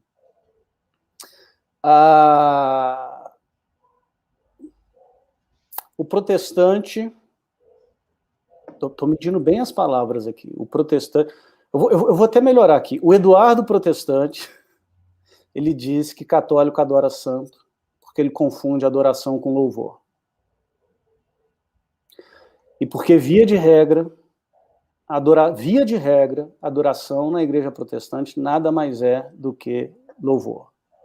Exatamente. Qualquer protestante que está nos assistindo aqui, se eu falo assim, ministério de louvor e adoração, eu estou falando de quê? Falando de música. Congresso de louvor e adoração, estou falando de quê? Gente, vai ter um congresso de louvor e adoração, estou falando de quê no universo protestante? De música. Como se... O Mateus respondeu aqui, música. Como se só música fosse adoração. Não, não é. Eu posso cantar uma música para Deus e eu posso cantar uma música para minha esposa. E nem por isso eu estou adorando a minha esposa. Minha esposa está chegando daqui a pouco, acabou de mandar mensagem. Eu posso pegar, quer dizer, se eu cantar, eu acho que ela vai sair correndo, mas eu posso falar, eu sei que vou te amar, por toda a minha vida vou te amar, e nem por isso eu estou adorando-a. Nem por isso eu estou adorando-a. Agora, eu posso oferecer um sacrifício, o santo sacrifício da missa, eu não, né, o padre, oferece o santo sacrifício da missa, em adoração ao nosso Senhor. Mas eu não posso oferecer isso para minha esposa. Isso é só para o Senhor. Fui muito cuidadoso com as palavras aqui, porque até fugi um pouco ao tema da live, mas eu achei importante pontuar isso. Eu queria mandar um abraço para a Clarice, gente. A Clarice Barbosa sempre me faz rir. Já tem o quê? Bom, eu peguei a Clarice no colo quando ela tinha 1 ano de idade, e ela está aqui na live falando, que isso, Dudu? Pega leve, Dudu. Clarice, te amo. Você me diverte, tá, querida? Manda um abraço para a família. O Eduardo fez um momento romântico aí dela. Sempre tem um momento romântico, né, nas lives do Tem que Centro do Amor. ter. Bom, mas vamos... Agora acabou o romantismo. É hora de entrar de sola pela quarta vez. Eduardo, antes que a gente perca a nossa audiência para o pessoal que gosta de assistir futebol, 9h30 é o horário de futebol. Pessoal, não saiam. Não, ainda mais porque hoje não tem jogo do Flamengo. Não tem a menor desculpa para vocês saírem daqui para ver jogo de futebol. Rapaz. Quarta sola do Eduardo. Quarta sola do Eduardo. Vai, Eduardo, tá contigo. Vamos para frente, gente. Bom, minha tese aqui, então, é que os 5 solas corretamente compreendidos são plenamente católicos. Eu não tenho problema nenhum em falar sola gracia, em falar sola fide, em falar solos Christus, corretamente compreendido. E o nosso quarto sola é o sola escritura. Somente a escritura. E qual que é o espantalho? Nós, protestantes, acreditamos somente na Bíblia. Já vocês, católicos, vocês acreditam em tradições humanas. Vocês têm o magistério, vocês têm a tradição, e por isso vocês têm muitos erros, né? Até alguém fez uma pergunta aqui que eu achei muito interessante. Eu não vou achar, porque a pessoa fez essa pergunta lá atrás, mas a pergunta era a seguinte: se Paulo diz uma coisa e o magistério da igreja diz outra, eu tenho que acreditar em quem? E a grande pergunta é, campeão, quem disse que Paulo e a tradição da igreja estão em contradição? Você, né? Foi você que disse isso. A sua interpretação te disse isso. Então, a gente vai explorar esse ponto. Por quê, gente? Qual que é o erro protestante aqui? Eu vou citar uma frase novamente de Melanchthon, tá? A frase de Melanchthon é o seguinte: o princípio formal da reforma é a suprema autoridade das escrituras. Esse é o erro protestante, dizer que a Bíblia é ela tem uma suficiência formal. Esse é um erro. Eu lembro quando a minha conversão se tornou pública, um amigo meu falou assim: Eduardo, você não crê mais na suficiência das escrituras? Eu falei, creio na suficiência material. Ele, não, você tem que crer na suficiência formal. Não. Suficiência formal não existe, e eu vou provar. Nós, católicos, cremos na suficiência material das Escrituras. A Bíblia, ela é materialmente suficiente para qualquer dogma. Qualquer dogma da Igreja Católica encontra a sua matéria nas Escrituras Sagradas, tá? Agora, por que não o princípio formal, a suficiência formal? Porque é simplesmente impossível, tá? Primeiro, deixa eu então ir para o catecismo para mostrar o caráter incomparável da Bíblia. Como que eu, católico, posso dizer sola escritura? Pelo caráter incomparável da Bíblia. O que a Santa Igreja fala sobre a Bíblia, ela não fala sobre nenhum outro escrito. Parágrafo 104 do Catecismo. Na Sagrada Escritura, a Igreja encontra incessantemente seu alimento e sua força, pois nela não acolhe somente uma palavra humana, mas o que ela é de fato, palavra de Deus. A Santa Igreja não fala isso de nenhum outro escrito. Parágrafo 105. Deus é o autor da Sagrada Escritura. E tudo que está registrado sob a inspiração do Espírito Santo. Parágrafo 107. Os livros inspirados ensinam a verdade.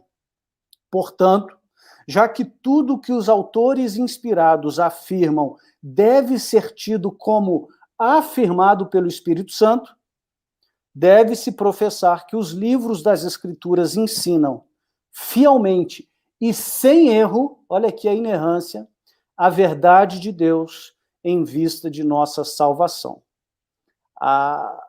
O que eu citei aqui está no catecismo, gente. Eu posso dizer sola escritura nesse sentido. A Santa Igreja não fala isso de nenhum outro livro. E eu quero citar para os nossos telespectadores um texto de São João da Cruz. São João da Cruz. Agora eu vou passar vergonha, gente. Vou ter que pôr o óculos para ler. O catecismo tem as letras maiores e não precisei. Mas vamos que vamos, faz parte. Olha só o que São João da Cruz escreve sobre as Sagradas Escrituras no seu livro Subida do Monte Carmelo. Deus já nos disse tudo ao dar-nos seu Filho. Por esta razão, qualquer pessoa que agora peça ou deseje qualquer tipo de visão ou revelação, não estaria apenas sendo um tolo, mas estaria falhando com Deus, ao tirar o seu olhar de Cristo, mas desejar algo novo. Que coisa fantástica, né? Quem pede, São João da Cruz, quem pede qualquer nova revelação a Deus, está não apenas sendo um tolo, mas está falhando com Deus, porque está tirando os seus olhos de Cristo. Isso é ensinamento da Santa Igreja. E alguém pode dizer assim, não, Eduardo, mas a Santa Igreja diz que a tradição está em pé de igualdade com a Escritura. Sim, mas vamos entender que tradição é essa? Porque eu tenho certeza que se você entender que tradição é essa, você não vai ter problema nenhum em assentir a essa verdade. Eu vou citar aqui a seção 3, o capítulo 21 da seção 3 do Concílio Vaticano I, tá?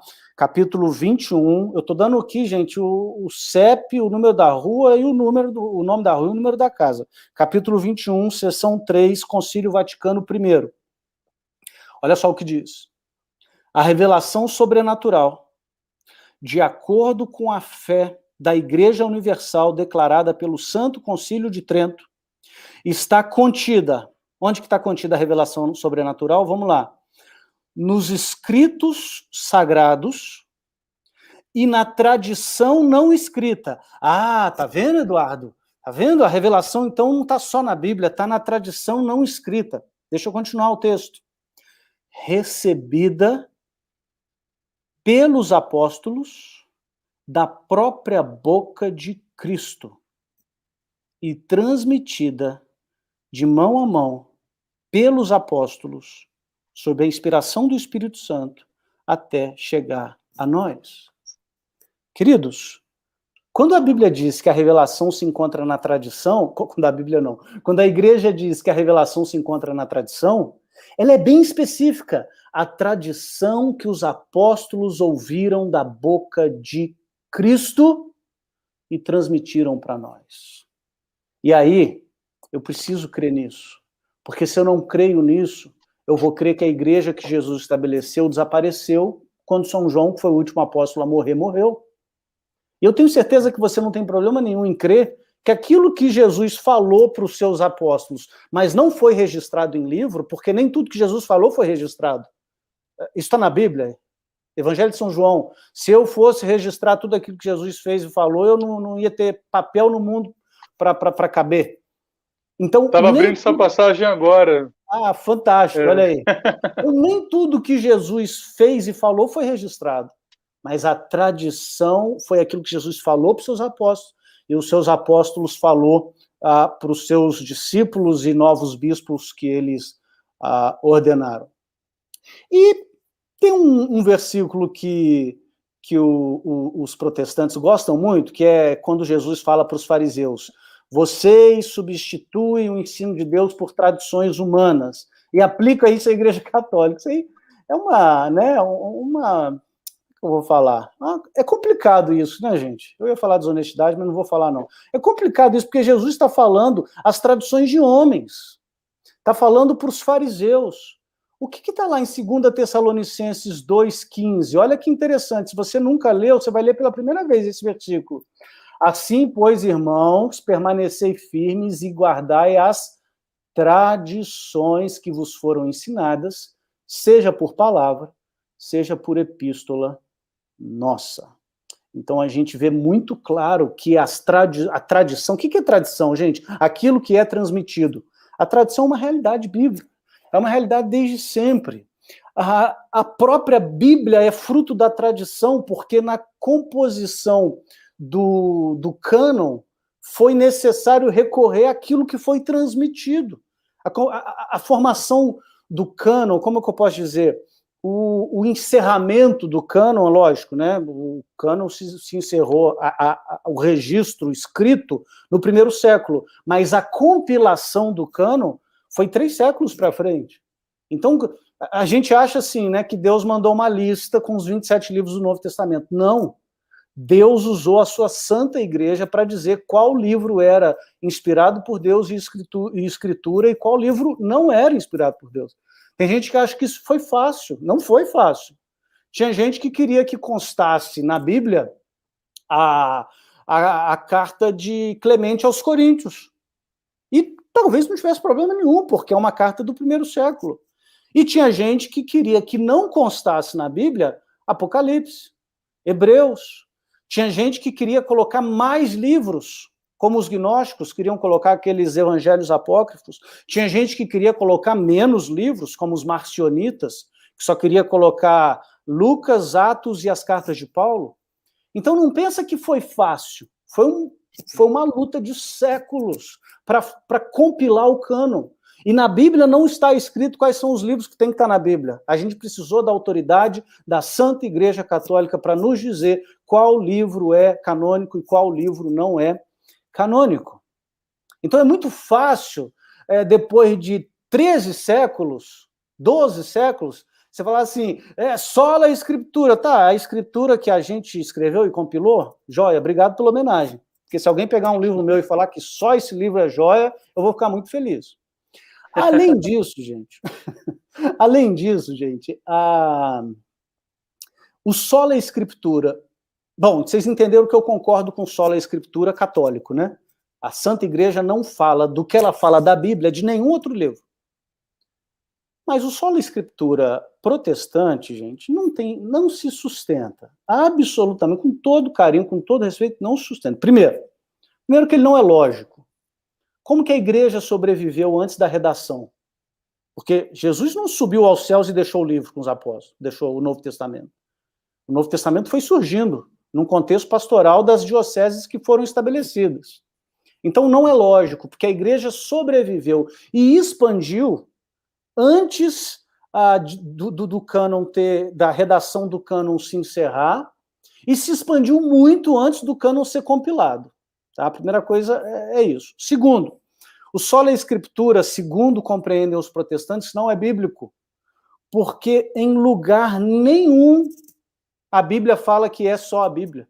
Você não vai achar sola escritura. Eu perguntei para um amigo meu, pastor calvinista, teólogo brilhante, eu perguntei para ele onde a Bíblia fala que é sola escritura.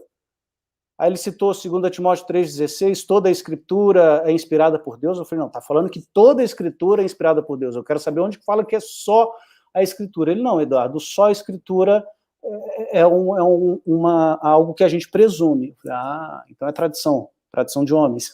Será? Né? Então, só a escritura não está na Bíblia. Pelo contrário, o que a Bíblia diz é que a igreja é coluna e baluarte da verdade. Uma outra coisa que prova que o sola escritura não é bíblico, gente, está na Bíblia. Agora eu vou provar que o sola escritura não é bíblico. Está na Bíblia. Atos 8:31. A gente vê um oficial da rainha da Etiópia, Candace, um etíope, que tinha ido a Jerusalém adorar, e ele está voltando para casa, lendo o profeta Isaías. E aí, se eu não me engano, foi o diácono Filipe, acho que foi, o diácono Filipe, corre até ele e pergunta, entendes o que lês? E ele responde, como entenderei se alguém não me explicar? Deixa eu citar o versículo certinho. Atos 8:31. Gente, esse Logos é uma benção. Como poderei entender se alguém não me explicar? E convidou Filipe a subir e a sentar-se junto a ele. E a partir do versículo que o oficial da Etiópia estava lendo, a gente lê aí Atos 8:32 e seguintes, ele deixa, Filipe explica para aquele moço que a Bíblia se refere a Jesus Cristo, e ele se rende. Então a própria Bíblia diz que nós precisamos de alguém para nos explicar as Escrituras, né? Tô terminando só a Escritura, tá, gente? Mas esse tema é muito, muito, muito importante. Outra coisa, então eu já falei aqui, ó, solo Escritura, conforme ensinado pelos protestantes, não é lógico, não é bíblico, não funciona. Por que não funciona? Porque pode falar o que quiser. Ah, minha igreja é só Escritura, sua igreja é tradição e magistério. Mentira! Toda denominação tem a sua tradição, toda denominação tem o seu magistério, e não venha me dizer que não tem. Toda denominação tem. Tem os seus documentos de fé, tem os seus, as suas nuances teológicas, e a prova que o sola Escritura não funciona é que a gente tem uma miríade de crenças em assuntos fundamentais. Em assuntos fundamentais. Alguém pode dizer assim, não, Eduardo, a Igreja Católica também tem católico que crê na predestinação e tem católico que não crê na predestinação. Amigo, esse é um tema que a Santa Mãe Igreja deixou em aberto.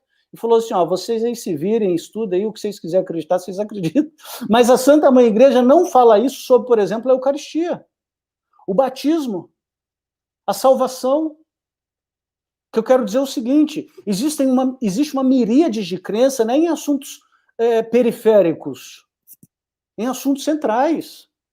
Uma igreja diz que você deve batizar criança, outra diz que não deve batizar criança. Um dos dois está muito errado. Um dos dois está performando ou um teatro ao batizar criança, ou está negando uma bênção muito grande para a criança. Isso é muito sério. Uma igreja vai dizer que a Santa Ceia, Cristo está presente espiritualmente, o outro vai dizer que não, que a Santa Ceia não passa de um memorial. Uma igreja vai dizer que você pode ordenar mulheres para o ofício pastoral, outras vão dizer que você não pode ordenar mulheres para o ofício pastoral.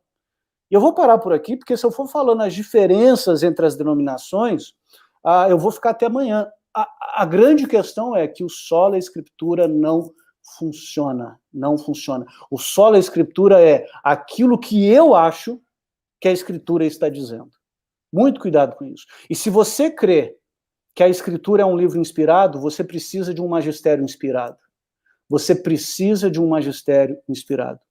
E por fim, gente, uma questão muito séria sobre o sola Escritura está lá em Hebreus capítulo 1. Os 2 primeiros versículos de Hebreus. Hebreus 1, versículos 1 e 2. Olha só que interessante. Epístola de sabe-se lá quem aos Hebreus, capítulo 1, versículos 1 e 2. Havendo Deus outrora falado muitas vezes e de muitas maneiras pelos profetas, ou seja, né, antigamente Deus falava pelos profetas, nesses últimos dias nos falou pelo Filho, a quem constituiu o herdeiro de todas as coisas. Então, o autor de Hebreus diz que Deus falava antigamente pelos profetas, mas agora Deus nos fala pelo seu próprio Filho. Ele não fala assim, Deus nos fala agora pela Bíblia. Não, ele fala assim, Deus nos fala agora pelo seu Filho.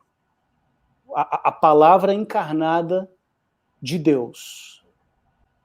E como que esse falar do Filho chega até nós? Jesus nos deixou uma Bíblia? Jesus não nos deixou uma Bíblia. Jesus nos deixou uma igreja. Lucas, capítulo 10, versículo 16. Quem vos ouve, a mim ouve. Se a Bíblia me diz que Deus nos fala agora por meio do seu Filho, e o seu Filho me diz que quem ouve a igreja, ouve ele,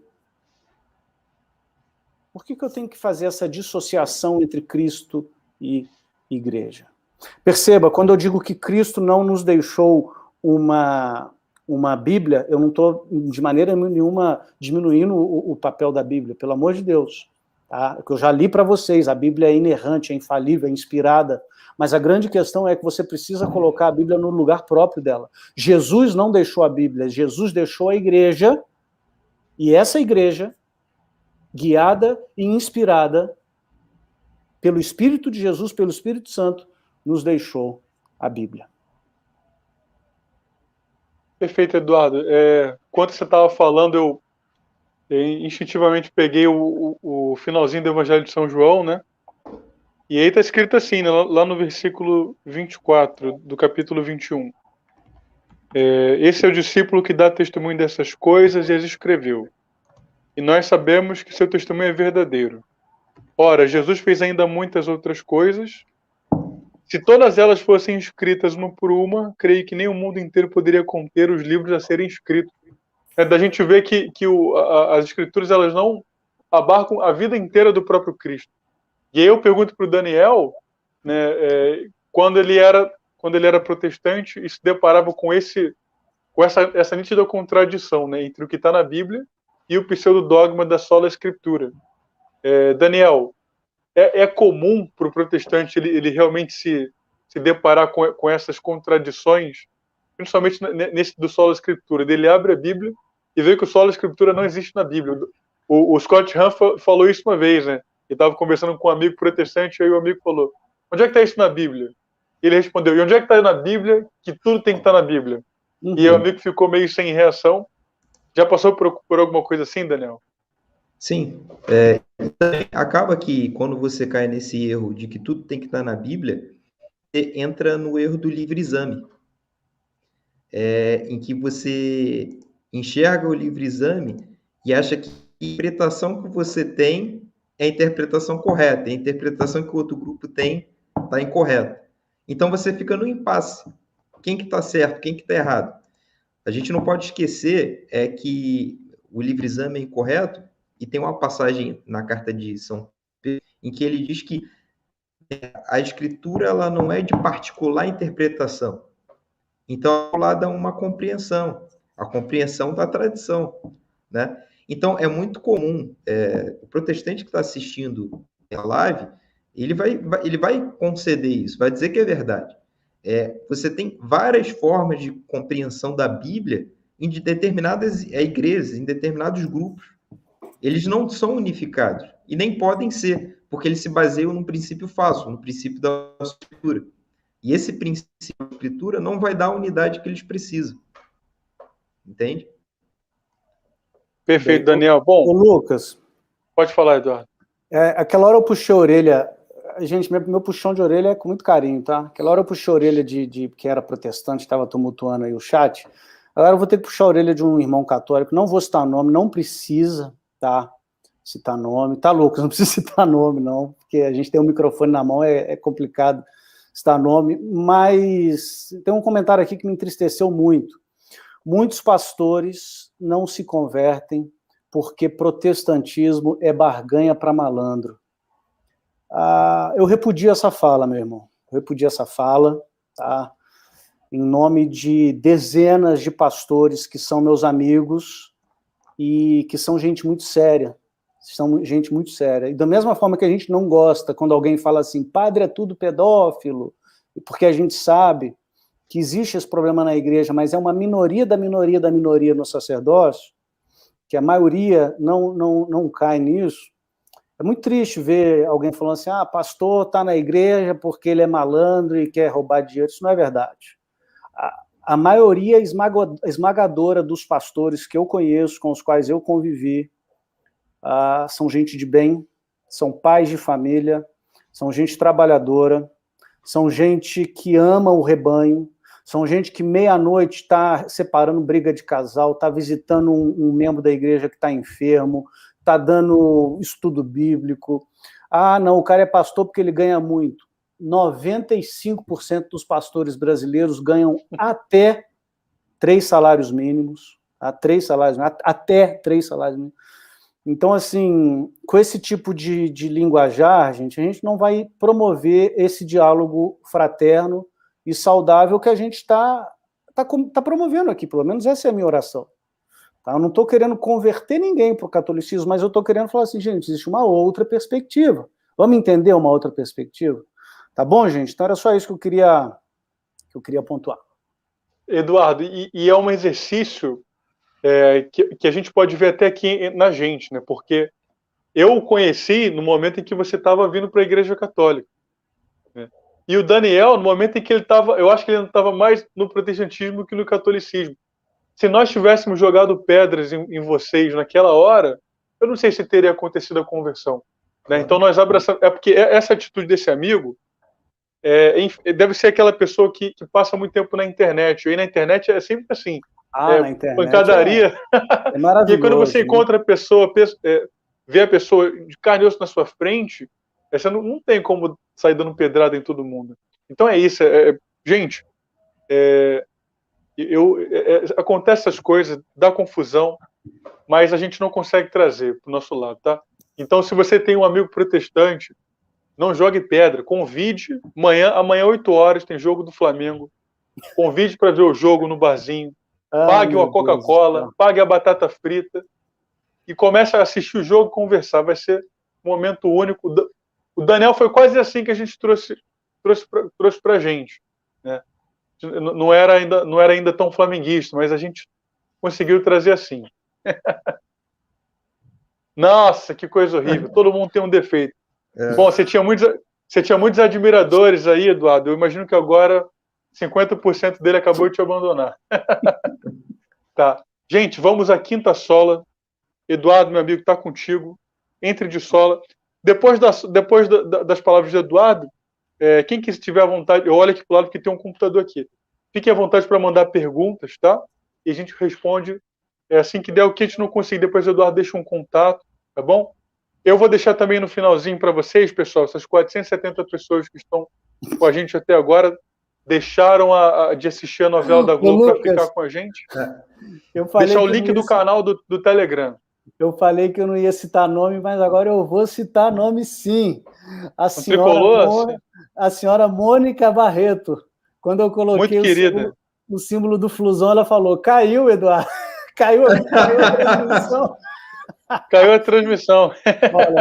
Olha, a piada foi boa, Mônica. Olha, o Lucas, eu aconselho ao pessoal, caso a gente não consiga responder todas as perguntas, a criar uma caixinha no Instagram do Centro Dom Bosco, para o Eduardo, e também para eu poder responder, que caso a gente responder aqui pelo avançado horário, a gente pode responder na caixinha. Uma outra oportunidade. Lembrando, então fica acertado assim. Ou vocês vão ter que voltar outras vezes aqui, né? Não, também. E lembrando, vamos jogar a responsabilidade para vocês. Tá bom. Posso fazer um merchan aqui, não?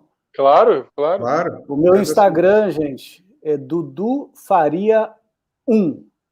Dudu Faria 1, tá? E quem me seguir lá no Instagram e pedir pelo DM, eu vou mandar o meu testemunho completo em áudio, tá? Esse testemunho não foi publicado e não será publicado em lugar nenhum, mas eu mando para você. Dudu Faria 1. Eu estou sempre respondendo pergunta nas caixinhas, fazendo algum tipo de... Se você gostou da nossa conversa nessa noite, se você é protestante, eu estou com o coração aberto para conversar. Se você é católico e quer conhecer mais sobre a fé, conte comigo, tá bom? Perfeito, bom, o último sola, né, que você falou. Entra de sola aí. Tá, são 10 para as 10, eu vou ser bem resumido, gente, porque o último sola como eu disse, né, os 5 solas corretamente compreendidos, a gente não tem problema nenhum com eles. E muito menos o último. Qual que é o último sola? Soli deu glória. Soli deu glória. Glória somente a Deus. Glória somente a Deus. Eu falei para vocês, eu estava viajando de férias, entrei numa igreja católica e no altar tinha em letras garrafais, Soli deu glória.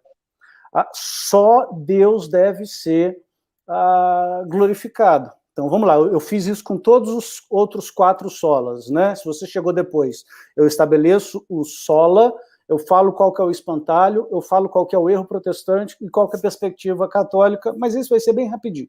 Qual que é o espantalho aqui? Vocês não adoram somente a Deus. Vocês não glorificam somente a Deus. Vocês adoram os santos, vocês adoram imagens, vocês adoram Nossa Senhora. Eu acho que a gente já apontou isso, né, Lucas? A diferença entre latria e idolia, a diferença entre louvor e adoração. Então, assim, não é verdade que católico adora a imagem, não é verdade que católico, às vezes o óbvio precisa ser dito, né? Adora santos, adora Nossa Senhora.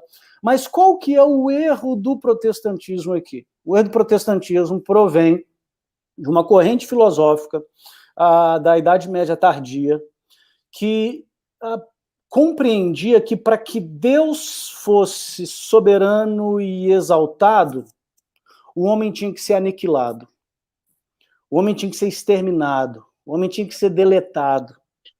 E isso não é verdade. Isso não é verdade. Tá? Bom, primeiro vamos para a Bíblia, então. Eu vou citar 2 versículos aqui. Primeiro, 1 Coríntios 10, 31. Quer comais, quer bebais, ou façais qualquer outra coisa, fazei para a glória de Deus. E 1 Pedro 4,11. Eu acho muito legal 1 Pedro 4,11, né? É a primeira encíclica papal da história. 1 Pedro 4,11. Protestante não gostou, né, da piada, mas não tem problema não. Primeira epístola, a primeira encíclica papal da história, 1 Pedro 4,11. Olha só que interessante. São Pedro está falando sobre os dons, né? Então ele fala, se alguém fala, fale de acordo com os oráculos de Deus. Se alguém serve, faça-o na força que Deus supra. Então ele está falando como que a gente deve servir no corpo de Deus, no corpo de Cristo. Para que em todas as coisas Deus seja glorificado, por meio de Jesus Cristo, a quem pertence a glória e o domínio pelos séculos dos séculos. Amém. Então, tudo que a gente fizer, a gente tem que fazer para que Deus seja glorificado por meio de Jesus Cristo, a quem pertence a glória.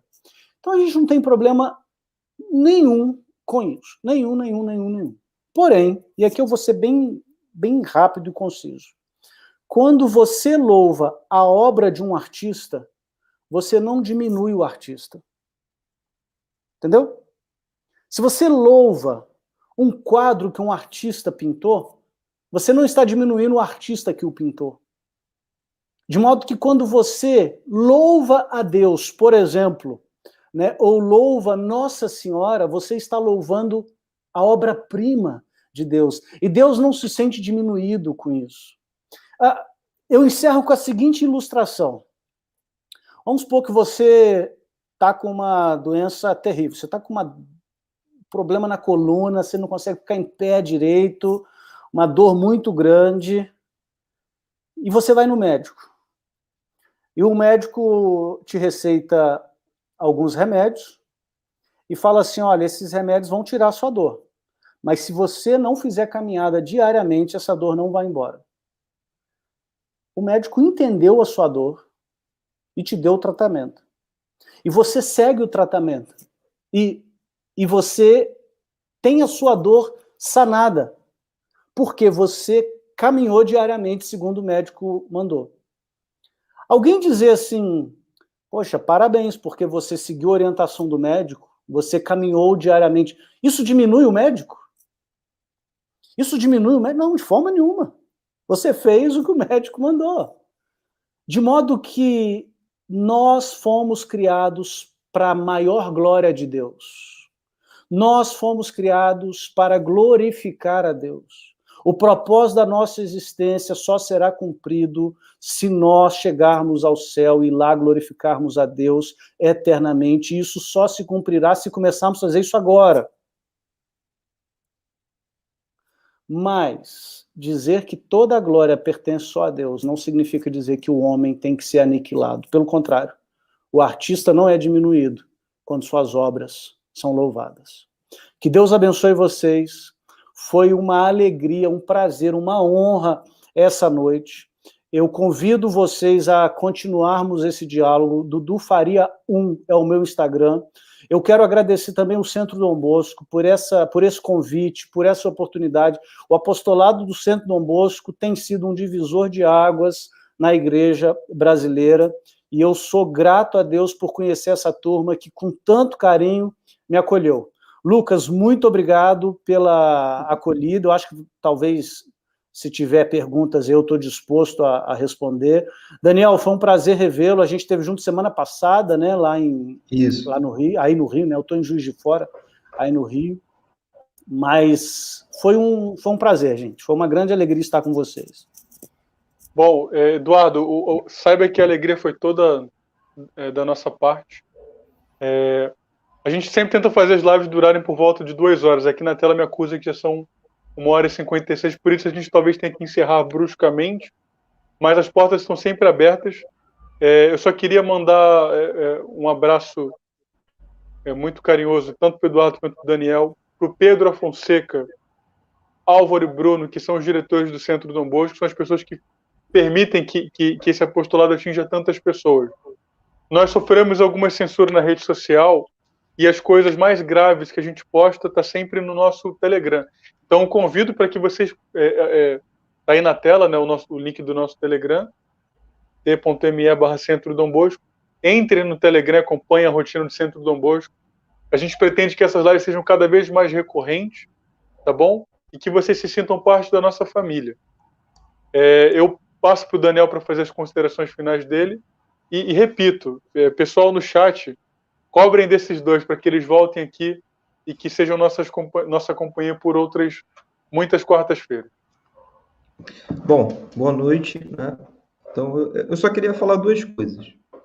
Aos católicos, eu já fui protestante e percebi como era difícil deixar aquilo que eu aprendi entrar no mundo. Então, aos católicos, tenham paciência, se coloquem no outro, percebam como é difícil você abrir mão de toda a sua vida para entrar em algo novo que você não... Então, se coloquem no lugar do outro. E aos protestantes, não acreditem no Eduardo, no Lucas ou no Daniel. Façam o seu caminho, com oração, com humildade, buscando querer conhecer a verdade. Não estudem o catecismo a partir de opiniões enviesadas, mas vão até a fonte. Estudem a fé protestante e estudem a fé católica e comparem. Se permitam buscar a verdade. Se você está em dúvida, busque as fontes, porque eu tenho certeza que com uma vida de humildade e uma vida de oração, vocês vão chegar no lugar correto. Vocês vão alcançar a verdade. Então, é isso que eu queria deixar e queria convocar os católicos, eles estão assistindo o canal do Santo, criem grupos nas suas cidades. Vocês que não são do Rio de Janeiro, grupos, porque da mesma forma como eu cheguei no Centro Dom Bosco e quando vi pessoas verdadeiras, de carne e osso, ver os exemplos práticos da fé, talvez você que mora no interior do Brasil, mora numa capital, você criando um grupo na sua cidade vai permitir com que pessoas não só protestantes, mas espíritas, ateus, enfim, pessoas de diversas frentes possam chegar ao centro para que novas histórias de conversões possam vir a acontecer.